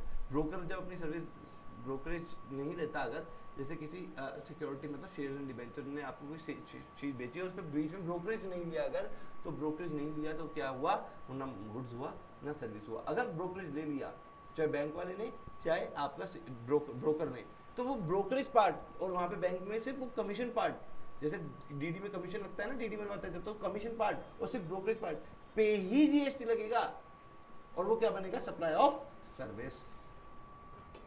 ठीक है सर, ठीक है सर, ठीक है। ये हो गया आपका गुड्स एंड सर्विस की कंप्लीट डेफिनेशन आपकी हो चुकी है। तो इसी के साथ आपका चैप्टर नंबर 1 होता है खत्म। खत्म बेटा खत्म, इतना इजी है। आओ गेट नंबर 2 पे चलते हैं। सर इतनी स्पीड से अगर आपने कराया तो फिर तो हमको तो ऐसा, हमारा तो फोबिया जो डर था ना, इतना कोर्स पढ़ा है वो तो सर जीएसटी का तो उतरता हुआ दिखाई दे रहा है। तो थैंक यू कह दो बस मेरे को, और क्या करना है तुम्हें। सर थैंक यू नहीं कहेंगे, अच्छा थैंक यू भी मत कर बेटा, तू थैंक यू भी मत कर, तू बस दिल लगा के पढ़ ले, ठीक है, तू दिल लगा के पढ़ ले, तू पास हो जा बच्चे। मेरे को तो अपनी मेहनत का रिटर्न भगवान दे देंगे। तू पढ़ के पास हो जाएगा, ठीक है, तू पढ़ के पास हो जाएगा बच्चे, तो क्या होगा, तेरे मम्मी पापा बहुत खुश हो जाएंगे, तू घर का लायक बच्चा बन जाएगा, ठीक है। तो तू लायक बच्चा बन जा, फटाफट से घर का खूब मस्ती कर ली, खूब शैतानी कर ली। अब लाइफ में अब आपको प्रोफेशनल बनना भी जरूरी है। प्रोफेशनल बनने के लिए आपको पूरा ज्ञान होना चाहिए, ज्ञान अपन लेने ही आए हैं। सप्लाई सर गेट नंबर 2 में आपने बताया था अगर सप्लाई की डेफिनेशन से बाहर निकल गया तो फिर वो उस पर जीएसटी नहीं लगेगा, बिल्कुल नहीं लगेगा। तो हमारे सर में दिमाग में सर शैतानी चल रही है, तो हम उसको किसी भी ना किसी गेट से तो बाहर निकाल के रहेंगे, टैक्स प्लानिंग करके रहेंगे, ठीक है, कर लेना टैक्स प्लानिंग। तो सप्लाई की डेफिनेशन जान ले, तो हो सकता है उसको सप्लाई की डेफिनेशन से बाहर निकालवा सके तो निकाल देना। मैं तेरे को सप्लाई की डेफिनेशन बता देता हूँ। हाँ सर बता दो, आप सप्लाई की डेफिनेशन बता दो। सप्लाई की डेफिनेशन ये है बच्चे, सप्लाई कहती है कि अगर सेक्शन 7 कहता है सप्लाई का, सेक्शन याद मत करना, तो सेक्शन 7 कहता है सप्लाई में कि अगर ABC टेस्ट पास हो जाए किसी भी एक्टिविटी पे, ABC तीनों के तीनों पास होने चाहिए, ना कि तीनों में से कोई एक। सर ABC क्या है ये, अगर ABC तीनों के तीनों टेस्ट पास हो जाएं तो फिर उसको सप्लाई बन जाती है, फिर उसको सप्लाई होने से कोई भी नहीं रोक पाएगा। सर बताओ जरा ABC क्या है। A for activity, B for business, C for course, ओ कंसिडरेशन। अगर तीनों की तीनों चीजें बंद हो जाएं तो फिर वो क्या बन जाता है, आपका सप्लाई बन जाता है, ठीक है सर। एक्टिविटी क्या है, अच्छा इतना पूछे जाओगे क्या मेरे से। हाँ सर पूछे जाएंगे, आप बताए जाओ। एक्टिविटी बच्चों है, एक्टिविटी मतलब सिर्फ एक्टिविटी लिख के छोड़ देते तो सिर्फ सेल लिख के बोलते। सर अगर कोई चीज भी सेल हुई है, फॉर बिजनेस हुई है और कंसेशन हुआ है, ऐसे लिख के छोड़ देते तो दिक्कत आ जाती। तो सरकार ने बोला एक्टिविटी, एक्टिविटी शॉर्ट पढ़ा रहा हूँ, शॉर्ट ऐसे सेल वाले एग्जाम्पल पे जाऊंगा तो लॉन्ग हो जाएगी क्लास, एक्टिविटी पे बोल देता हूँ। सरकार ने बोला अगर किसी भी तरह की कोई भी एक्टिविटी अगर हो रही होगी, ठीक है, तो हम उसको जीएसटी में कंसिडर कर लेंगे, हम उसको सप्लाई की डेफिनेशन में बना देंगे। एक्टिविटी मतलब अरे सेल चाहे हो रही होगी, चाहे बार्टर हो रहा होगा, चाहे एक्सचेंज हो रहा होगा, चाहे रेंटिंग, चाहे लीजिंग, चाहे डिस्पोजिंग, चाहे लाइसेंसिंग, चाहे एसेट्रा एसेट्रा एसेट्रा है, कुछ भी मतलब इंक्लूसिव लिस्ट, ऐसा कुछ भी हरकत जलजला ट्रांजैक्शन मार्केट में होता हुआ दिखाई दिया तो उसको एक्टिविटी की डेफिनेशन में कवर कर देंगे। बोलेंगे सप्लाई का कुछ फीचर कंप्लीट होता हुआ जा रहा है। दूसरा बी फॉर बिजनेस, अगर वो ट्रांजैक्शन होना बिजनेस के लिए चाहिए, जैसे कि मैंने तुम्हारा अपना पुराना रेडियो तुम्हें मैं पढ़ाता हूँ तुम्हें, ठीक है, मैं पढ़ाता हूँ पर अपने बगल में कभी कभी एक रेडियो रखता हूँ गाने वाने सुनने के लिए, क्लास के फ्री टाइम में मैं गाने वाने सुन लेता हूँ, ठीक है ना, पुराने खैरात का आदमी, ठीक है ना, तुम मॉडर्न तो मैं तो पुराना हूँ, ठीक है ना। तो मैंने वो रेडियो के टेप पर ऑर्डर गाना सुन रहा था, तो तुम में से किसी बच्चे को रेडियो पसंद आ गया, वाओ सर ये तो एंटीक रेडियो है। मैंने बोला हाँ मेरे परदादा की जमाने का है, बड़ा एंटीक है। तो तुमने बोला सर दोगे क्या, मैंने बोला बिल्कुल नहीं। तो दोगे क्या, मैंने बोला बिल्कुल नहीं। तुमने बोला प्लीज़, मैंने बोला नहीं। तुमने निकाले जोब से हरे पैसे, हरे नोट, मेरा बुलाना चाह गया मेरे को। मैं क्या मतलब है, नोट के दिखा रहा है मेरे को। तो बोलता सर पैसे में दोगे क्या, पैसे में तो दे देंगे, पैसे में तो बेच देंगे, ठीक है। तो तुमने मेरे को बोला सर 10,000 रुपये, मैंने बोला 10,000 चल ठीक है, तू भी क्या रखेगा, मेरा बच्चा ले जा 10,000 रुपये में, ठीक है ना। वैसे तो रेडियो की कीमत 50,000 है एंटीक की चीज़ से, पर तो 10,000 रुपये में ले जा सर। 10,000 रुपये में भी तो आपने ठगा ही होगा, बिल्कुल ठगा। 10,000 का कौन सा रेडियो आ रहा है आजकल, ठीक है। तो अगर तुम मेरे से 10,000 रुपये में रेडियो ले गए तो क्या वो एक्टिविटी हुई है, हाँ बिल्कुल सेल तो हुई है सर। बी फॉर बिजनेस हुई है, नहीं, यहाँ मात खा गए, वो मेरा बिजनेस तो नहीं था, वो मेरा बिजनेस तो नहीं था, रेडियो बेचना मेरा बिजनेस नहीं है, मेरा तो पढ़ाना बिजनेस है। तो क्या सर उस 10,000 रुपये पे जीएसटी नहीं लगेगा? हाँ नहीं लगेगा, वो सप्लाई के डेफिनेशन में बाहर निकल गया क्योंकि वो बिजनेस नहीं था, ये बात ठीक है ना, क्योंकि वो बिजनेस नहीं था। तीसरा बाटर, वो सॉरी तीसरा फॉर कंसिडरेशन। सर सपोज कर लो आपका कारवा बेचने का बिजनेस ही है, वो कारवा आता है ना आजकल पुराने सॉन्ग्स बेचने का, वो बिजनेस ही है आपका, या आपकी बैट बेचने की दुकान है, स्पोर्ट्स शॉप है आपकी, तो हमने बैट फुटबॉल या फिर कोई भी तरह का बैडमिंटन रैकेट कुछ भी खरीदने आया आपने, तो आपने बेचा, एक सेल है फॉर बिजनेस, बिजनेस के लिए बेचते हो आप अपने, हाँ बिजनेस के लिए बेचता हूँ, मेरी तो दुकान है बिजनेस के लिए बेचता हूँ, तो बी टेस्ट भी पास हो गया। सी हम आपके ही बच्चे थे इसलिए आपने हमसे पैसे नहीं लिए, हमको फ्री में दे दिया, उम्मीद मत करना वैसे तो मेरे से ऐसी ठीक है। तो एग्जाम्पल में रख लेते क्या जाता है, तो क्या इस बार भी ये सप्लाई की डेफिनेशन में फॉल कर गया, फेल हो गया? बिल्कुल, कंसिडरेशन भी आना चाहिए, चाहे कैश में आए चाहे काइंड में आए, पर कंसिडरेशन आना चाहिए। ठीक है सर फ्यूचर हमने बोल के गए सर जब आप सीए में बन जाएंगे, नौकरी लग जाएगी, जब आप उस बैठ के पैसे चुका देंगे, मैंने बोला ठीक है ले जाओ, तो भी ले जाओ, तो सर क्या फिर कंसेशन आया हुआ माना जाएगा? हाँ तब आया हुआ माना जाएगा। फ्यूचर की डेट में भी कंसेशन लिखा हुआ हो तो भी कंसेशन आया हुआ, मतलब कंसेशन कैश में रिलाइज हो जाए तभी कंसेशन नहीं मानते। अगर क्रेडिट सेल्स भी तो होती है मार्केट में, तो उसको क्या सप्लाई भी नहीं मानोगे? बिल्कुल सप्लाई मानेंगे। तो ABC अगर टेस्ट पास हो जाएगा तो वो सप्लाई बनेगा, अदरवाइज वो सप्लाई नहीं बनेगा, अदरवाइज सप्लाई नहीं बनेगा। ठीक है सर, सप्लाई की डेफिनेशन हमें समझ में आ गई। और लो अभी पूरी काम हुई है, वो बोल रहा है अगर कंसिडरेशन छूट भी गया ना कई चीज़ों में, क्या सर आगे आके क्या बोला, अगर कंसिडरेशन छूट भी गया ना कई चीज़ों में तो भी वो सप्लाई नहीं बनेगा, तो भी सप्लाई बन जाएगा। सॉरी ऐसे तो ABC तीनों टेस्ट पास हो जाने चाहिए थे तभी तो वो सप्लाई बन रहा था। जैसे मेरे रेडियो वाले एग्जांपल पे वो बिजनेस के लिए नहीं हो रहा था, A और C टेस्ट तो पास हो ही रहे थे, B नहीं हो पाया, तो क्या सप्लाई बना? नहीं।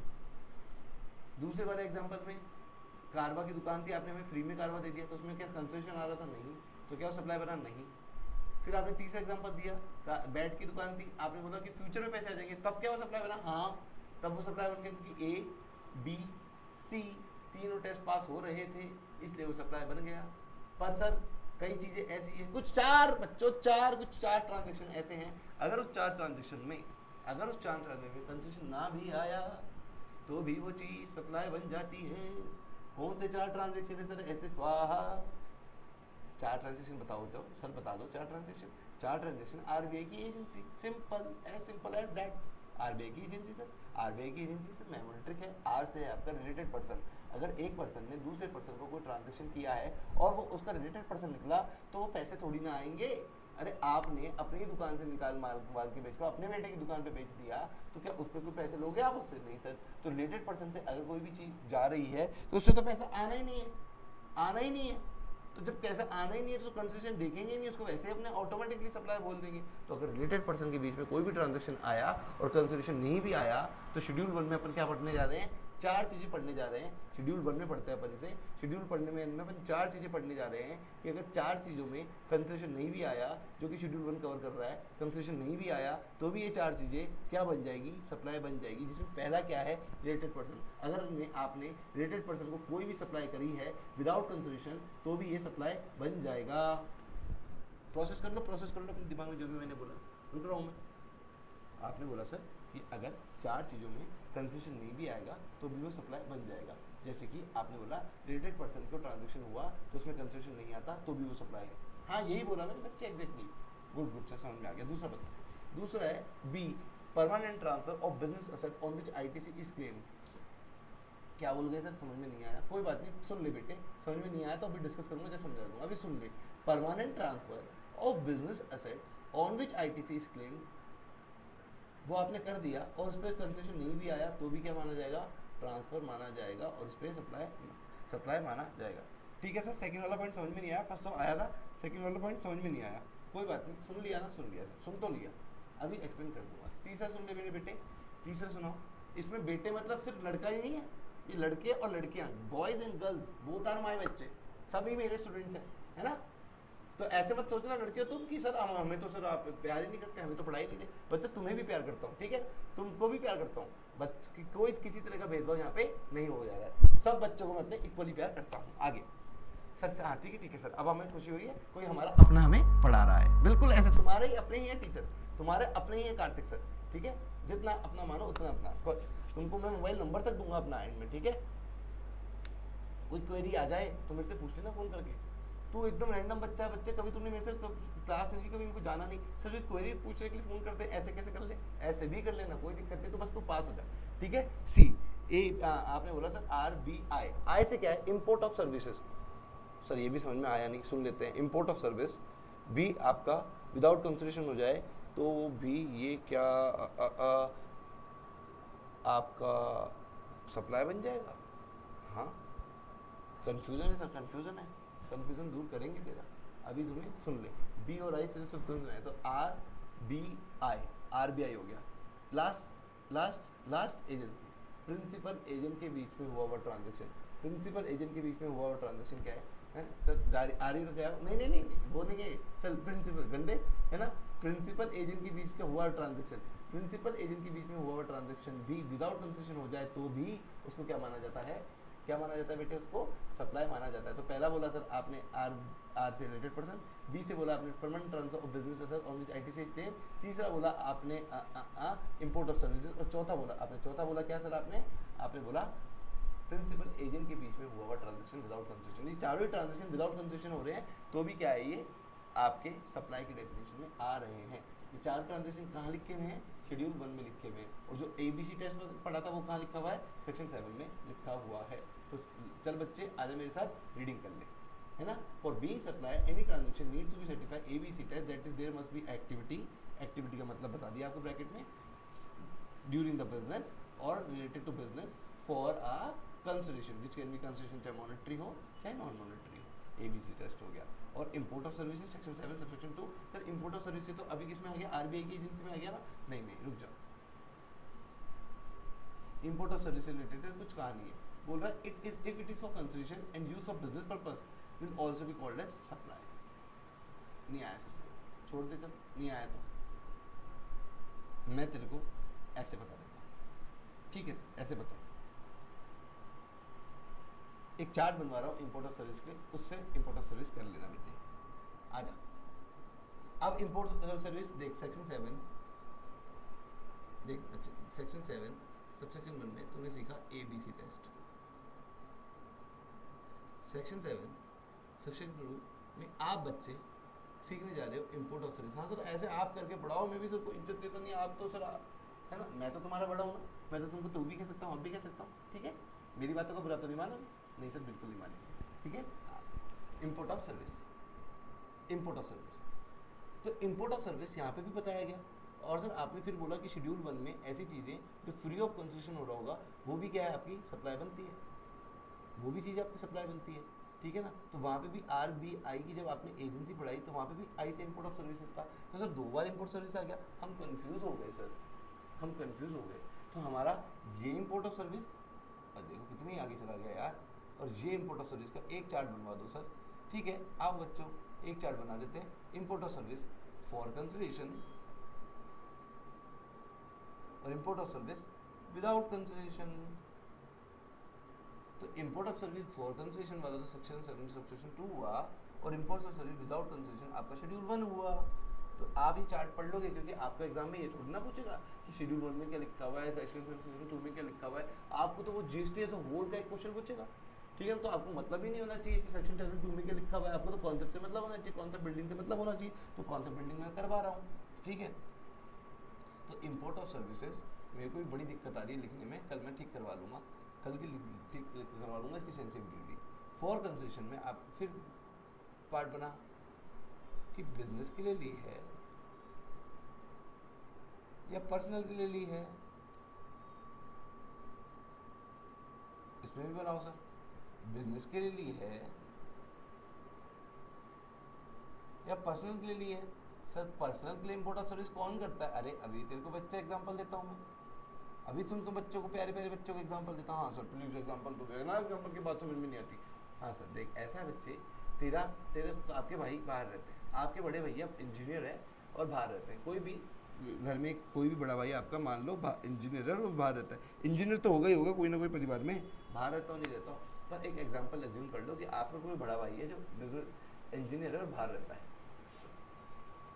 आपने अब जब उससे कोई भी सर्विसेज लोगे तो क्या पैसे लेंगे आपके बड़े भैया आपसे?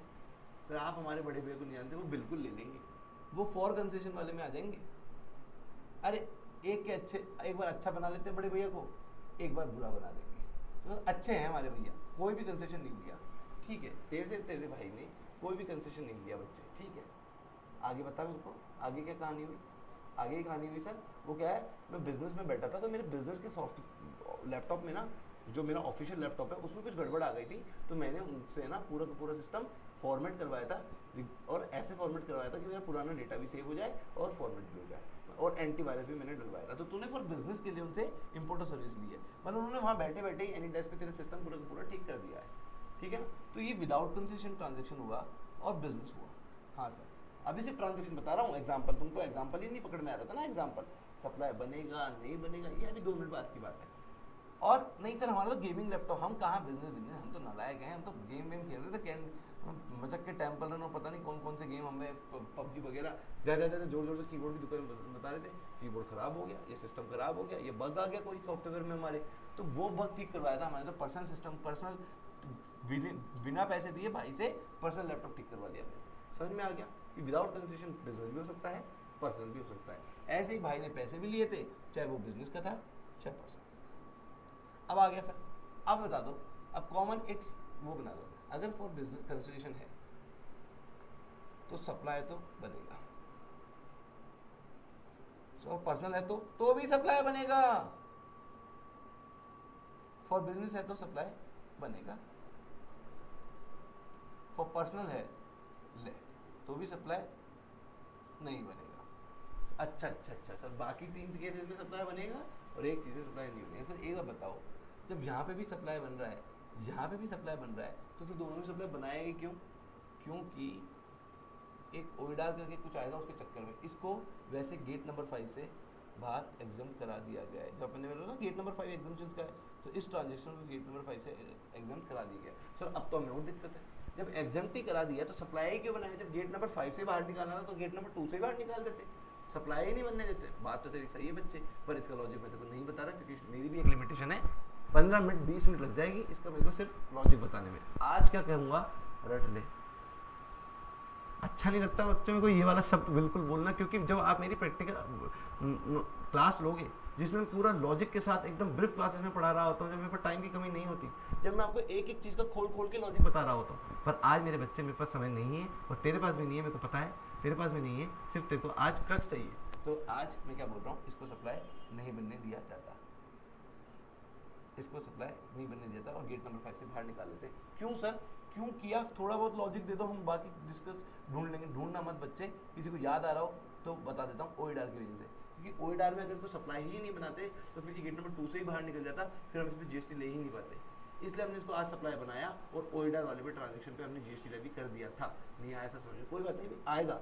अभी ये वाला प्रोजेक्ट तू रख ले, ओइडार वाला जब चैप्टर आएगा तब तक ये वाली बात भी समझ में आ जाएगी। ठीक है सर, आपने हमारी इंपोर्ट ऑफ सर्विस से रिलेटेड हमारी कंफ्यूजन दुविधा दूर कर दी है। तो वापस से क्यों रिवीजन सर, रिवीजन पे भी रिवीजन बोलो सर। सेक्शन 7(1) में आपने बोला कि अगर ABC टेस्ट पास हो जाता है तो पर्टिकुलर चीज सप्लाई की डेफिनेशन फॉलो हो जाती है। सेक्शन 2 में आपने बोला कि इंपोर्ट ऑफ सर्विस कुछ होता है, फिर आपने RBI की एजेंसी में आई बोला कि इंपोर्ट ऑफ सर्विस कुछ होता है, उस आई का सेक्शन 2 वाले का और RBI वाले में आई का आपने एक कॉमन चार्ट बनाया फॉर कंसेशन, विदाउट कंसेशन, और फिर दोनों को 2-2 पार्ट में बांटा, फॉर बिजनेस, फॉर पर्सनल। यहाँ पे ऐसे वो सप्लाई बना, यहाँ पे भी वो सप्लाई बना, यहाँ पे भी वो सप्लाई बना, लास्ट में जाके मतलब विदाउट कंसेशन और पर्सनल में जाके वो सप्लाई ही नहीं बना। उसमें जीएसटी की दुनिया से गेट नंबर 2 से वो बाहर चीज़ें नजर होते हुए आ रही है। जब आपने पर्सनल लैपटॉप गेमिंग लैपटॉप आपके भाई से विदाउट कंसेशन में ठीक करा लिया तो उस पर कोई भी जीएसटी, पैसा ही नहीं है सर, पैसा ही नहीं है तो उस पर जीएसटी कैसे आएगी सर? पैसा तो यहाँ पे भी नहीं था, पैसा तो हमने भैया को यहाँ पे भी नहीं दिया था, तो फिर जीएसटी यहाँ पे कैसे आ गया?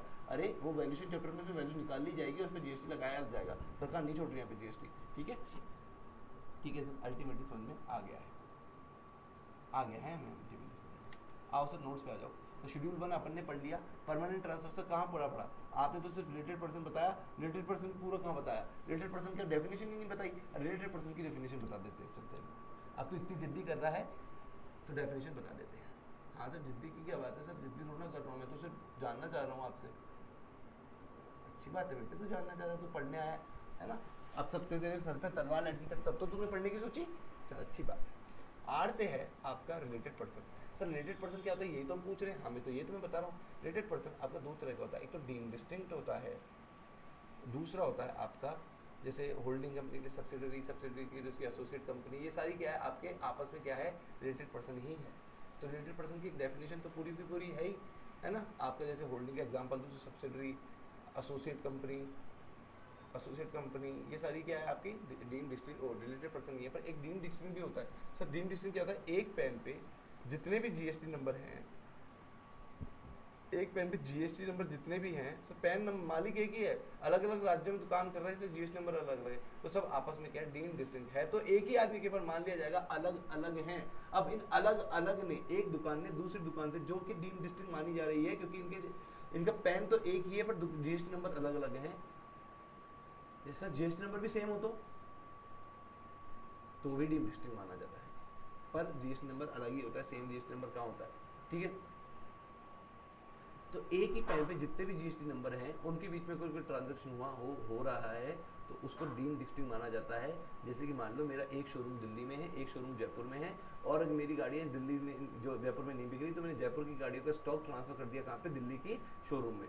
दोनों ही मेरे थे पर जीएसटी नंबर दोनों के अलग अलग थे, तो इसको डीम्ड डिस्टिंक्ट माना जाएगा दिल्ली के शोरूम को और जयपुर के शोरूम पे। और इस ट्रांजेक्शन को भले पैसे नहीं लिए हो, कौन लेगा, मेरी ही तो दुकान है, मेरा ही तो स्टॉक मैं वहाँ बेच रहा हूँ, तो अपने आप से अपने पैसे दूंगा, कौन किसको पैसे देगा जब दोनों दुकानें मेरी है, पैसा नहीं आ रहा होगा तो भी क्या इसको इस पर जीएसटी लगा देंगे। सर जीएसटी लगा देंगे नहीं लगा देंगे ये मैं नहीं कह रहा, मैं कह रहा हूँ सप्लाई तो बन जाएगा रिलेटेड पर्सन की एक्टिविटी में। तो आ गया समझ में आ गया सर। आरबीआई की बी से बता दो, permanent transfer of business asset on which ITC claim क्या है, इतना बड़ा लिखा हुआ है यहाँ पे, permanent transfer of business asset.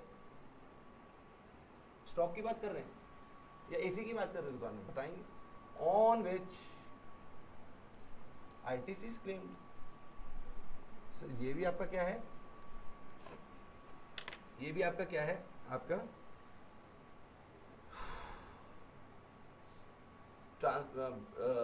Supply की डेफिनेशन में आ गया।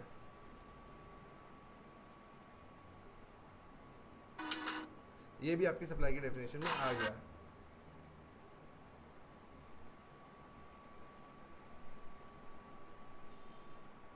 ये भी आपकी सप्लाई की डेफिनेशन में आ गया। सब मतलब समझ में हमें तब भी नहीं आया, तब भी नहीं आया, आप समझा दो सर, ठीक है। अच्छे बच्चों तुम कुछ चीज़ तो मतलब ही समझ के जाओगे मेरे से यहाँ से, ठीक है। ये आपकी शॉप है, ठीक है, ये आपकी शॉप है, सब कुछ खराब है इस क्लास में, ठीक है ना, मेरी सिवा, ठीक है। तो यहाँ पे शॉप है, शॉप में आपने स्टॉक लेके आए,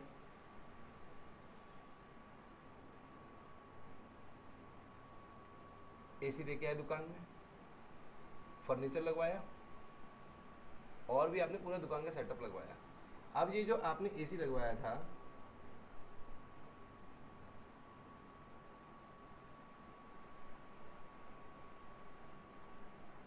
अब जो आपने सेटअप लगवाया था फर्नीचर, ये फर्नीचर पे आपको आईटीसी मिल गई होगी क्या? सर इतना हमें कहाँ पता है, भी पता करना पड़ेगा बच्चे, तेरे को ये बात आज पता करनी पड़ेगी, क्योंकि जब मैं पढ़ा रहा होता हूँ मेन क्लासेस तो मैं इस पॉइंट को थोड़ा बहुत पढ़ा के छुड़ा देता हूँ, या इतना डीप पढ़ा देता हूँ, इस पे आधा घंटा 1 घंटा लगा देता हूँ, क्योंकि बच्चे को आईटीसी वाला चैप्टर उसने किया हुआ नहीं होता। पर यहाँ पे मैं आधा घंटा लगा नहीं सकता, यहाँ तो आधे घंटे में होता नहीं कितना कोर्स खींचना है मेरे को। तो तेरे को पता होना चाहिए कि जब तू एसी लेके आता है, एसी दुकान पे लगाता है, तो उस पर जो जीएसटी लेके आया है वो तूने उसकी आईटीसी क्लेम करी है, क्लेम करी है उसकी आईटीसी, बिजनेस में उसकी आईटीसी क्लेम करी है। और जब आईटीसी क्लेम करी है, तो तू क्या चाहता है, बिजनेस तेरे से क्या चाहता है कि तो उसको बिजनेस में यूज़ करे, और तूने निकाल के उसको घर पे लगा दिया, घर पे लगा दिया, घर पे गर्मी पड़ रही थी, हाँ, मम्मी या वाइफ दोनों में से चिल्ला रही थी, वाइफ होगी आपकी, हमारी सिर्फ मम्मी है, वाइफ मेरी भी नहीं है, मैं भी अनमैरिड हूँ, ठीक है ना, हमारी मम्मी है, ठीक है, हमारी मम्मी बोली गर्मी लग रही है यार कार्तिक, गर्मी लग रही है, एसी लगा, तो हमने अपना इंस्टीट्यूट का एसी निकाल के कहाँ लगा दिया, घर पे लगा दिया। तो घर पे अगर लगा दिया तो बिजनेस ने उसकी आईटीसी क्यों दी थी, बिजनेस की आईटीसी क्यों दी थी, क्योंकि वो बिजनेस में काम में आने वाला था, और तुमने उसको निकाल के घर पे लगा दिया। तो इसको क्या माना जाएगा, permanent transfer of business asset, business की तो एसेट है ये एसी, तो जो on which ITC is claimed, क्योंकि उस पर आपने आईटीसी भी क्लेम करी, तो अब इसको सप्लाई बना देंगे, पैसे तो नहीं आए होंगे, तभी तो बोल रहा है फ्री ऑफ कंसेशन है। शेड्यूल 1 में आरबीआई की एजेंसी में फ्री ऑफ कंसेशन जो चीज़ है, तो कुछ समझ में नहीं आ रहा। देख बच्चे, तेरे को समझना पड़ेगा। अब तू चाहता है मैं उतनी शिद्दत से इसको पढ़ा दूँ, तो नहीं पढ़ा सकता, मेरी भी कुछ लिमिटेशन है। मैं रिवीजन क्लास में इसको ऐसे नहीं पढ़ा सकता, खोल के नहीं पढ़ा सकता, मेरे को इसी तरह से इसको जल्दी को जोड़ना पड़ेगा इस चीज़ से, ठीक है। तो ऐसा बोल रहा हूँ कि permanent transfer of business asset कर देंगे, जिसमें आईटीसी इसलिए ली थी कि बिजनेस में क्लेम रखेंगे, और उसको तूने फ्री में बाहर बेच दिया। तो फ्री में बाहर बेच दिया तो आउटपुट सप्लाई करके टैक्स तो लेगा नहीं, तू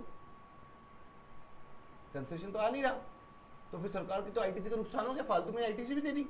इसलिए सरकार क्या चाहती है, सर घुमाए जा रहे हो, हाँ घुमा रहा हूँ क्योंकि लॉजिक डिस्कस करना चाह रहा हूँ। तो सरकार ने क्या कहा कि कंसेशन नहीं भी आ रहा तो भी इसको क्या मान लेंगे, हम सेल मान लेंगे और आउटपुट सप्लाई पे जीएसटी लगा देंगे, जिससे कि हमारी इनपुट का भरपाई हो जाए।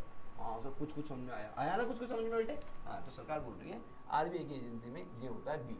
सर आरबीआई की एजेंसी में बी पढ़ा दिया, आर पढ़ा दिया, आई बता दो। आई तो बताया था ना अभी, इम्पोर्ट सर्विस किससे बताया था, चार्ट से बताया था ना। विदाउट कंसेशन वाला पूरा इम्पोर्ट सर्विस, इसलिए फॉर बिजनेस होगा तो सप्लाई बनेगा, पर्सनल होगा तो सप्लाई भी नहीं बनेगा। हो गया सर, आगे आरबीआई भी हो गया।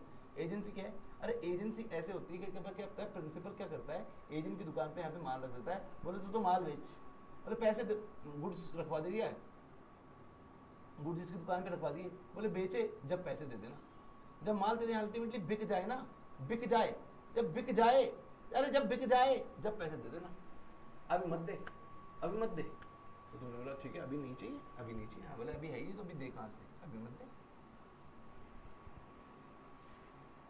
तो सर जब अभी रखवाया होगा माल तो कंसेशन नहीं आया, हाँ नहीं आया, तो भी क्या सप्लाई है, यही तो पढ़ा रहा हूँ, तो भी सप्लाई है। जब प्रिंसिपल ने एजेंट की दुकान पे माल रखवाया तो इस एक्टिविटी को सप्लाई माना जाएगा, चाहे कंसेशन अभी नहीं भी आया। सर समझ में आ गया, आरबीआई की एजेंसी भी समझ में आ गया। तो आपने सेक्शन 7 सबसेक्शन 1 सबसेक्शन 2 शेड्यूल 1 तीनों चीज करा दिए। सबसेक्शन 1 में हमने देखा एबीसी, सबसेक्शन 2 में हमने देखा इंपोर्ट ऑफ सर्विस चार्ट से, और हमने देखा शेड्यूल 1 आरबीआई की एजेंसी। चारों बातें हमें समझ में आ गई है। आगे कुछ है सर, शेड्यूल 1 के बाद शेड्यूल 2 और शेड्यूल 3 दो चीजें और यहाँ पे है, और शेड्यूल 3 करते ही बल्ले बल्ले नाचना शुरू कर देना। आपका पूरा जीएसटी में goods and service gate number 1 हो ही गया, गेट नंबर 2 भी खत्म होने जा रहा है। इतनी तेज बच्चों, इतनी तेज। सर शेड्यूल 2 पढ़ा दो और शेड्यूल 3 भी पढ़ा दो। शेड्यूल 3 तो वैसे ही खुश हो जाए बच्चे, शेड्यूल 2 में सिर्फ इतना बोल रहा है कि सप्लाई तो वो बन गया है, गुड्स का है या सर्विस का ये नहीं बता रहा, बस यही क्लियरिफाई कर रहा है, सॉरी यही क्लियर कर रहा है। बहू तो बन गई है, वो बहू गोरे की है या काले की, हरियाणवी करना है कि मैंने कहे बहू सब काड़ेगी, ठीक है ना। तो मतलब बहू तो है वो, तो बहू बन गई काले की, बनना चाहती थी गोरी की। एक्चुअली उसको तो फर्क भी नहीं पड़ रहा, दुनिया चिढ़ा रही है उसको। तो वो बहू तो बनी चुकी है, ये पता लगाना है कि सप्लाई तो बनी चुकी है, ये पता लगाना है कि वो सप्लाई गुड्स की बनी है या सर्विस की बनी है, ठीक है। तो शेड्यूल 2 अभी मैं आपको नहीं पढ़ा रहा, ये आप खुद करोगे कि कई चीज़ें ऐसी हैं जिसमें कंफ्यूजन है कि सप्लाई तो है, माना सप्लाई तो है, पर वो सप्लाई गुड्स है या सर्विस है। जैसे जॉब वर्कर के पास माल देते हैं तो सर जॉब वर्कर हमको क्या गुड्स बेचता है या सर्विस देता है? हरदम सर्विस देता है भाई, तुम्हारे गुड्स पे काम करके देता है, तो सप्लाई ऑफ सर्विस देता है वो। सर हमने कोई चीज़ किराए पे दे दी तो वो सप्लाई ऑफ सर्विस होती है, हम तुमने कोई चीज़ बेच दी तो सप्लाई ऑफ गुड्स होता है। अगर बैलेंस शीट से वो डिलीट हो गया तो सप्लाई ऑफ गुड्स है। अगर बैलेंस शीट में तो बना हुआ है रेंटल, साथ में पीनल में उसका रेंटल आ रहा है तो वो क्या है? सप्लाई ऑफ सर्विस है। सर और बताओ, बिजनेस बेच दिया तो सब सप्लाई ऑफ सर्विस है, ठीक है। बिजनेस बंद कर दिया तो supply of services to himself, खुद को जॉब वर्कर आपने बता ही दिया। तो ऐसे कुछ चीज़ें हैं जिनको बता दिया कि सप्लाई ऑफ गुड्स है या सप्लाई ऑफ सर्विस है, बस स्पेसिफाई किया है। सप्लाई पे ध्यान नहीं दे रहे, जोर नहीं दे रहे, सप्लाई ऑफ गुड्स पे या सप्लाई ऑफ सर्विस पे। किस चीज़ की सप्लाई है, गुड्स की है या सर्विस की है? सर वो तो गेट नंबर 1 से पता लगेगा ना कि गुड्स था या सर्विस था। गुड्स या सर्विस था, उसको सप्लाई किया तो वो सप्लाई गुड्स हुआ। अगर सर्विस थी उसकी सप्लाई करी तो सप्लाई सर्विस हुआ। क्या बात है मेरे बच्चे, दिमाग तो तेरे में बहुत है, दिमाग तो तू बहुत लगा रहा है, पर फिर भी कंफ्यूजन रह गया, तभी तो शेड्यूल 2 बनाया। अरे फिर भी उसकी रेस्टोरेंट में तू गया, ले बता, तू बता दे, रेस्टोरेंट में तू गया, तू बता, तू मेरे से क्वेश्चन पूछ रहे ना बच्चे, तू बता, तू रेस्टोरेंट में गया, खाना खा के आया, सप्लाई गुड्स है सर्विस है? सर अभी बताता हूँ, गुड्स में आपने बताया था any kind of movable property, तो खाना इधर से उधर हो सकता है तो वो गुड्स है। सर सप्लाई ऑफ गुड्स है, अरे नहीं बच्चे को सप्लाई ऑफ सर्विस है, ले तू पहले बात गलत हो गया। सर दिमाग घूम जाएगा, अब मेरे को चक्कर आ रहे हैं, अक्षय कुमार का मीम है ना। कंफ्यूज क्यों हो रहा है बच्चे? सप्लाई ऑफ सर्विस में शेड्यूल 2 में कुछ चीज़ें बताई गई है कि इन चीज़ों से रिगार्डिंग बच्चों को कंफ्यूजन आता है तो हम बता रहे हैं, आता है तेरे को तो कंफ्यूजन तो हम बता रहे हैं। पूरे जीएसटी में थोड़ा कंफ्यूज होना है, पूरे जीएसटी में तो वो गुड्स और सर्विस की डेफिनेशन तेरे काम में आएगी। कुछ जगह 4-5 जगह चुनिंदा 4-5 जगह कंफ्यूजन लिखे हुए हैं, तो शेड्यूल 2 में लिख दिए कि रेस्टोरेंट की सप्लाई ऑफ सर्विस है, जॉब वर्कर की सप्लाई ऑफ सर्विस है ना, माल बेचा तो सप्लाई ऑफ गुड्स है, माल हायर परचेज भी दिया तो सप्लाई ऑफ गुड्स है, ठीक है ना, क्योंकि उसमें चाहे ओनरशिप ट्रांसफर नहीं हुई हो फिर भी वो एक दिन होनी है तो सप्लाई ऑफ गुड्स है। आपने कोई चीज़ रेंट पे दी वो सप्लाई ऑफ सर्विस है। बस बिजनेस बंद कर दिया वो सप्लाई ऑफ सर्विस है। बिजनेस आपने बंद कर दिया, किसी को बेच दिया तो सप्लाई ऑफ सर्विस है। ये बस बता रखा है, बता रखा है। ठीक है सर, ठीक है, आगे चलो। शेड्यूल 2 भी हो गया, शेड्यूल 3 बता दो। ये बता दो सर, शेड्यूल 3 है आपका नेगेटिव लिस्ट। नेगेटिव लिस्ट मतलब सप्लाई ही नहीं बनने देंगे। शेड्यूल अब तक जो पढ़ा 7-1, 7-2, शेड्यूल 1, शेड्यूल 2 उसके हिसाब से सप्लाई तो बन रहा है, पर शेड्यूल 3 में स्पेशली नाम लिख के उसको सप्लाई की डेफिनेशन बाहर निकाल रहा है, जबरदस्ती खींच के बाहर निकाल रहा है। वो कहाँ जा रहा है, उस पर जीएसटी लग रहा है, उनके साथ कहाँ जा रहा है, उनके साथ जाएगा तो जीएसटी लग जाएगा, बाहर निकल। शेड्यूल 3 में लिखते हैं तेरा नाम। हाँ, सरकार मतलब किन्हीं चीजों को चला के जीएसटी से बाहर निकाल रही है सर। हाँ, तुम्हारा कौतूहल, तुम्हारा स्ट्रेंज बिल्कुल सही है। तुम जो सोच रहे हो इतना चौकन्ना हो कि सरकार को चोर सरकार, अरे चोर नहीं होती यार, इनकम चाहिए उनको, तुम्हारे कोई सरकार निकले। ठीक तो ठीक है सर, वो लालची सरकार जो हर चीज पे टैक्स लगा देती है, वो किसी चीज को गेट नंबर 2 से चला के बाहर निकाल रही है। हाँ सर, ऐसी कौन सी सर्विस है, हमें भी तो जरा पता लगे। हाँ, तुम्हें तो बताने आया हूँ, ठीक है ना। उसका नाम है, चल जा भाई पेन, चल जा प्लीज, चल जा, मेरे बच्चे इंतजार कर रहे हैं। न्यू मैजिक WG लिकर वाले। बस ये पढ़ ले बच्चे, आज क्लास नंबर 1 में पूरा तेरा रिवीजन कंप्लीट। सर क्या है न्यू मैजिक WG लिकर वाले? हर चीज की शॉर्ट फॉर्म बना रखे क्या आपने? और क्या करूं, और क्या करूं, वरना जीएसटी ऐसा हो जाएगा बाहर लगेगा तुम्हें। हर चीज की डेफिनेशन बना रखी है, जिससे शॉर्ट फॉर्म बना रखी है, मेमोरी ट्रिक बना रखी है, जिससे तुम्हें जीएसटी याद हो जाए। सर एन से क्या है? Non taxable territory to non taxable territory में कोई भी सप्लाई करेगा तो उसमें जीएसटी नहीं लगेगा, शेड्यूल 3 से बाहर निकालते हैं। वाओ सर, मतलब ऑस्ट्रेलिया वाले यूएसए को कोई माल भेज देंगे तो सरकार बोल रही है, इंडिया की सरकार बोल रही है, ऑस्ट्रेलिया वाले यूएसए को कोई माल भेज देंगे तो इंडिया की सरकार बोल रही है नॉन टैक्सेबल टेरिटरी ऑस्ट्रेलिया से नॉन टैक्सेबल टेरिटरी यूएसए में माल बेचा गया है, इसको हम सप्लाई की डेफिनेशन मार निकाल रहे हैं। अरे तुम ले भी लेते क्या तुम उस पर टैक्स? मजबूरी का नाम महात्मा गांधी। मतलब तुम इतने नालायक हो, उस पर जीएसटी ले भी सकते थे क्या? नहीं, ले ही नहीं सकते थे। ले भी कैसे लेते? ले ही नहीं सकते थे, क्योंकि वो सप्लाई की डेफिनेशन में ही नहीं आ रहा। अरे ले ही कैसे लेते? लेना ही अलाउड नहीं है। ठीक है सर, ठीक, लेना ही अलाउड नहीं है, समझ में आ रहा है। मतलब सरकार ने non taxable entity to entity बाहर निकाल दी सप्लाई के डेफिनेशन में। चाहे अच्छा बनने के लिए निकाल दिया, नहीं निकाल दी तो ले लेती सरकार, तो भी नहीं ले पाती। ठीक है सर, मजाक मत करो, समझ में आ गया। अगर एक चीज नॉन टैक्सेबल टेरिटरी से दूसरी नॉन टैक्सेबल टेरिटरी में बिक जाएगी तो इंडिया की सरकार का उसमें कोई जोर ही नहीं है, तो उसको सप्लाई की डेफिनेशन बाहर निकाल दिया। ठीक है सर। ई बताओ, ई एम्प्लॉयर एम्प्लॉय रिलेशनशिप। कल तुम सेव में बन जाओगे, तुम्हारी 10-12 लाख का पैकेज भी लग जाएगा। अब जो तुम्हारा पैकेज लग गया है बच्चों, तो पार्टी तुम मुझे दे जाना, ठीक है ना, मुझे जरूर याद करना, ठीक है, ठीक है सर। तो जब तुम अपने एम्प्लॉय के यहाँ पे काम करोगे,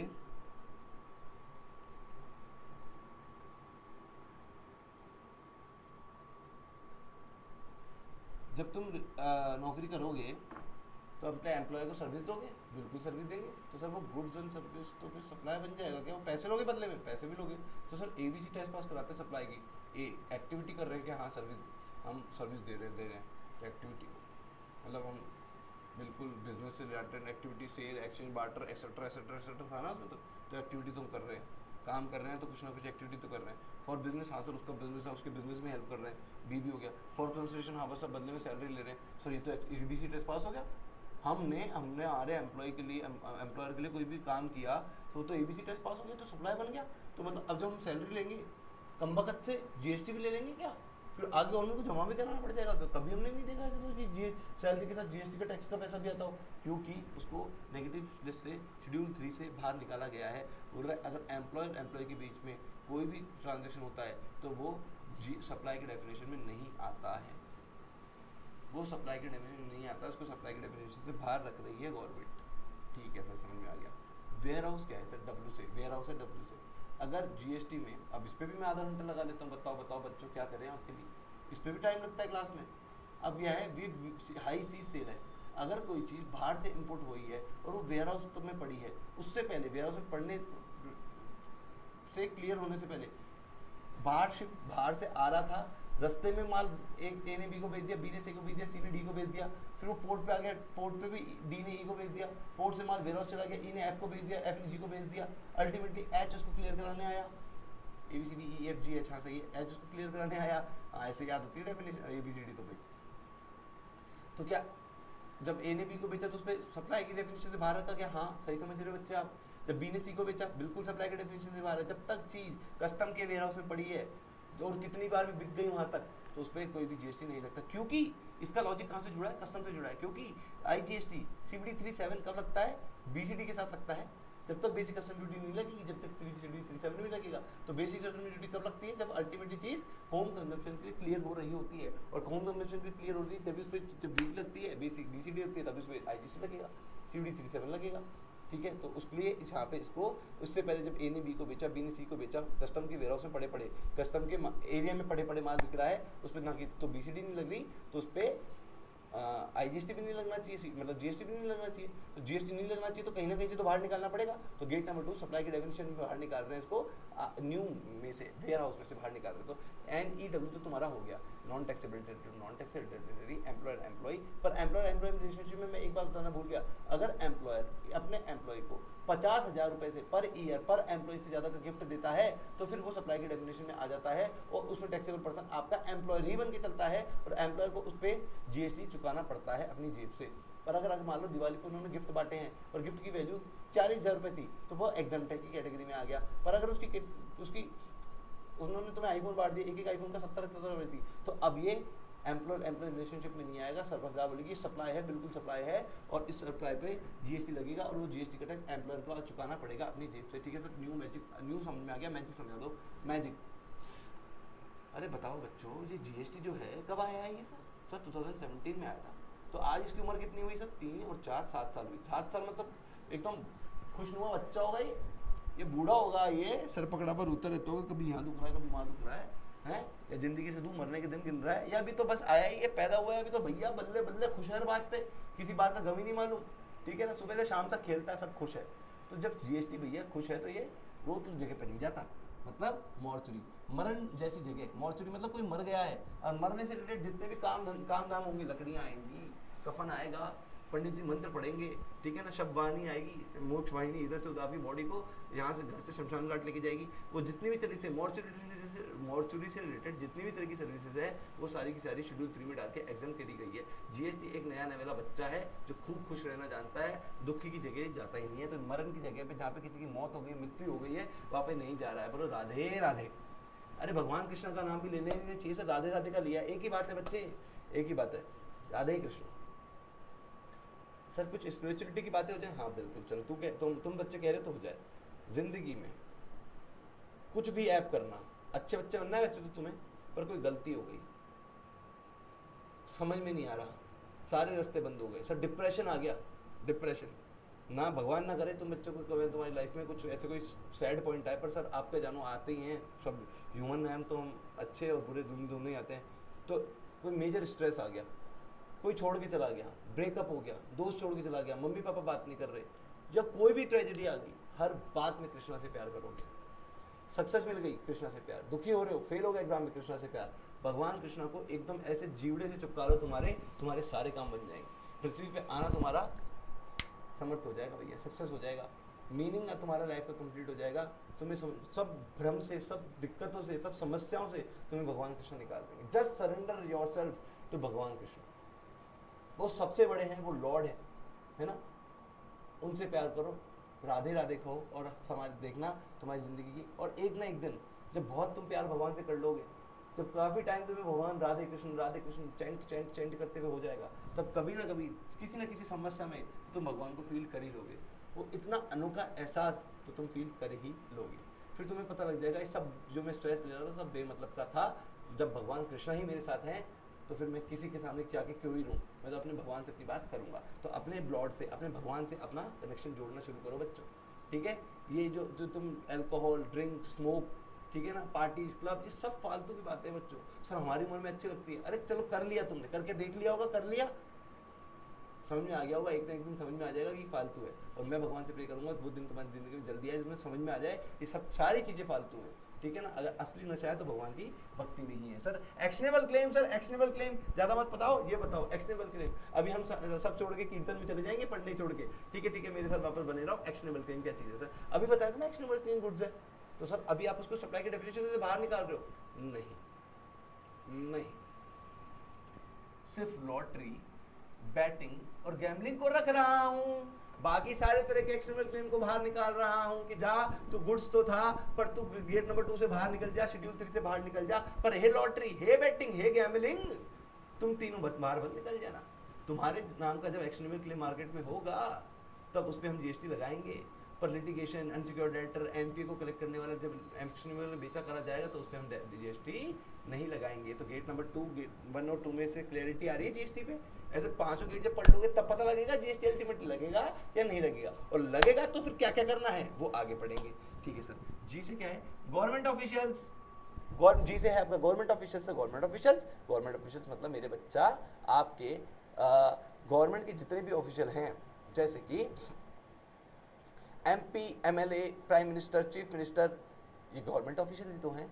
ये जिस भी तरह का सर्विस दे रहे हैं, आपकी सेवा में लगे हुए ना, आपकी सेवा में तत्पर है ना।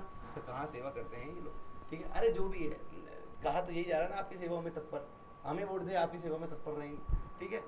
तो ये जो हाथ जोड़ के आपसे नर्म निवेदन कर रहे हैं, इसके बदले में गवर्नमेंट से कुछ लेते हैं? बिल्कुल लेते हैं सर। ऑनरेनियम, तनख्वाह, इनकी तनख्वाह को सैलरी नहीं कहते हैं, ऑनरेनियम कहते हैं।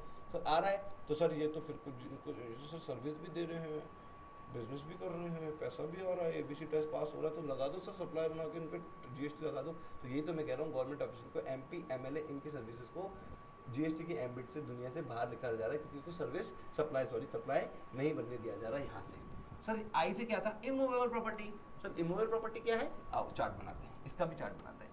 इमूवेबल प्रॉपर्टी, इमूवेबल प्रॉपर्टी को सप्लाई नहीं बनने दिया जा रहा। अगर वो लैंड है तो कुछ अलग बात करेंगे उसके साथ, अगर वो बिल्डिंग है तो अलग बात करेंगे उसके साथ। लैंड की रेंट पे गई है तो बिल्कुल वो सप्लाई बनेगा और सप्लाई ऑफ सर्विस बनेगा। पर अगर वो सेल कर दी, कल को तुमने और तुम्हारे पापा ने मिलकर जमीन देखी और खरीद ली, पैसे वाला तुम इन्वेस्टमेंट करने के लिए खरीद ली, तो कैसा खरीदने पे हमको जीएसटी भी देना पड़ेगा, इस ट्रांजैक्शन में भी जीएसटी लग जाएगा कि नहीं? सेल ऑफ लैंड सप्लाई की दुनिया से बाहर है, बाहर है। सर बिल्डिंग पे बता दो, बिल्डिंग पे दो तरह की बिल्डिंग होगी, या तो सेमी कंस्ट्रक्टेड या अंडर कंस्ट्रक्शन, लिख लो यहाँ पे अंडर कंस्ट्रक्शन, ठीक है ना, या फुली कंस्ट्रक्टेड। फ्लैट होते हैं, फुली कंस्ट्रक्टेड भी खरीदते हैं, अंडर कंस्ट्रक्शन भी खरीदते हैं। अंडर कंस्ट्रक्शन रेंट पे दिया है सर, सप्लाई ऑफ सर्विस बनेगी। सर सेल कर दिया, सेल कर दिया sir, under construction sale flat भी बिकता है क्या कोई? हाँ बिकता है बच्चों, बनना शुरू होता है फ्लैट और बिकना शुरू हो जाता है, होता है मार्केट में ऐसे ट्रांजेक्शन। कैसे यकीन दिलाऊं? बात कर, मान लो कि तुमसे बड़ा हूँ, तुम्हारा टीचर हूँ, काफ़ी ईयर का एक्सपीरियंस है, मान लो मेरी बात, मान लो। हम तो नहीं मान रहे, नहीं मानो तो मत मानो भाई, मैं तो बता रहा हूँ, लगता है माननी चाहिए तुम्हें मेरी बात, तो मान लेते हैं सर, आप कह रहे तो मान लेते हैं। हाँ बिकता है बच्चे, अंडर कंस्ट्रक्शन फ्लैट बिकता है। तो वो क्या हुआ? सप्लाई हुआ नहीं हुआ, वो भी सप्लाई ऑफ सर्विस हुआ। फुली कंस्ट्रक्टेड फ्लैट बिका sir, fully constructed flat rent पे गया, तो सर रेंट पे गया तो ये क्या है? Supply of service. सर बिक गया, इस बार सेल कर दिया फुली कंस्ट्रक्टेड फ्लैट, तो क्या है? सप्लाई ही नहीं बनेगा। समझ में आया? सर समझ में नहीं आया? चार्ट बना लेंगे, याद कर लेंगे, याद कर ले बेटा, अब याद कर ले, अब तो याद कर ले तू, अब लॉजिक के चक्कर में मत पड़े, अब याद कर ले।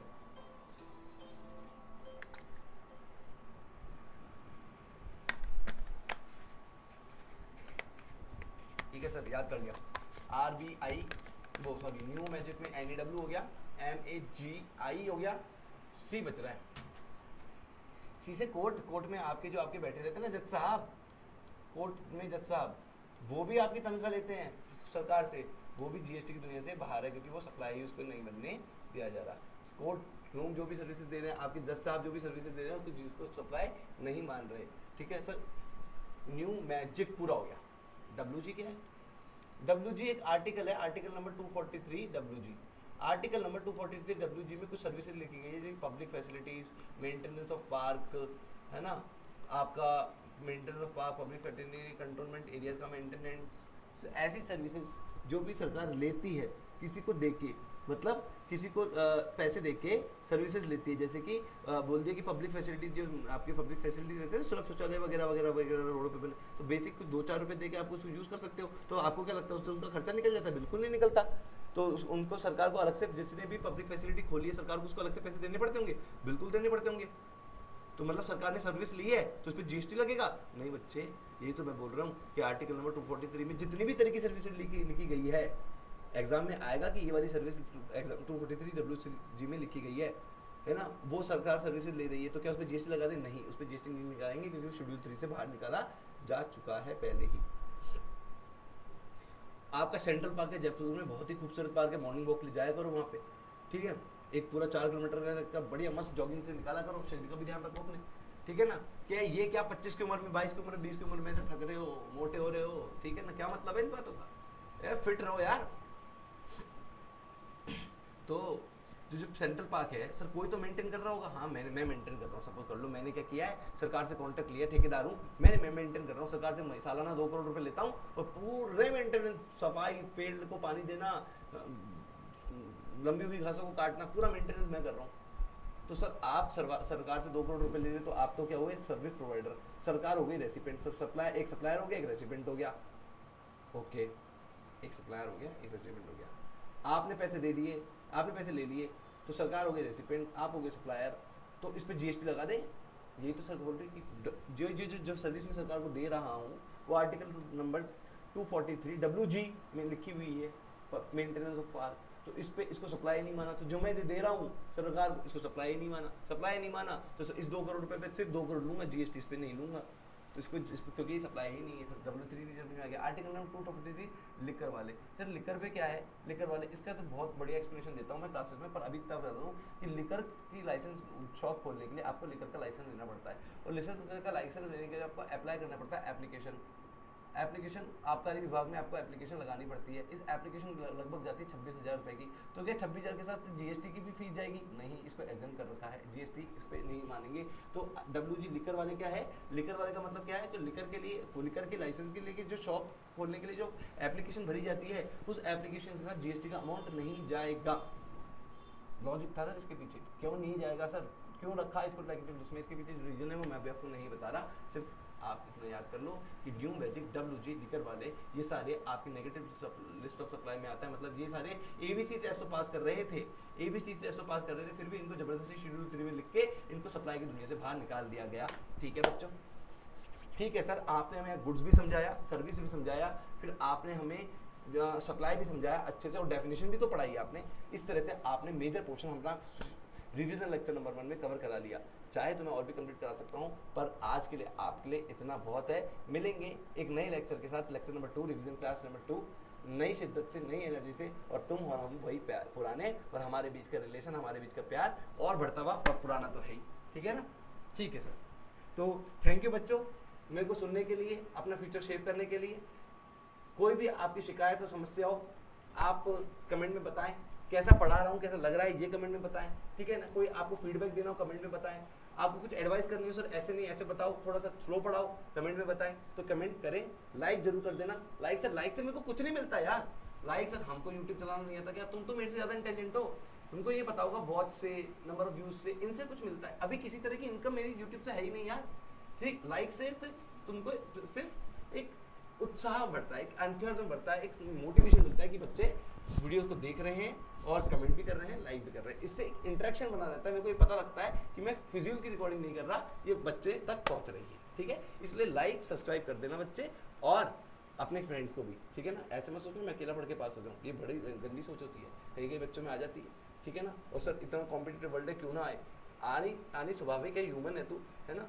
अपन सब ह्यूमन है, तो नेचुरल ये सब चीज़ें आनी चाहिए, पर कर भला तो हो भला। ठीक है, अच्छी चीज़ें करके चलो, आपका भगवान कृष्णा ध्यान रखेंगे, आपका भी और आपके सर का भी। तो ठीक है, मिलते हैं बच्चे नेक्स्ट लेक्चर में। अभी के लिए bye bye. Bye sir, bye.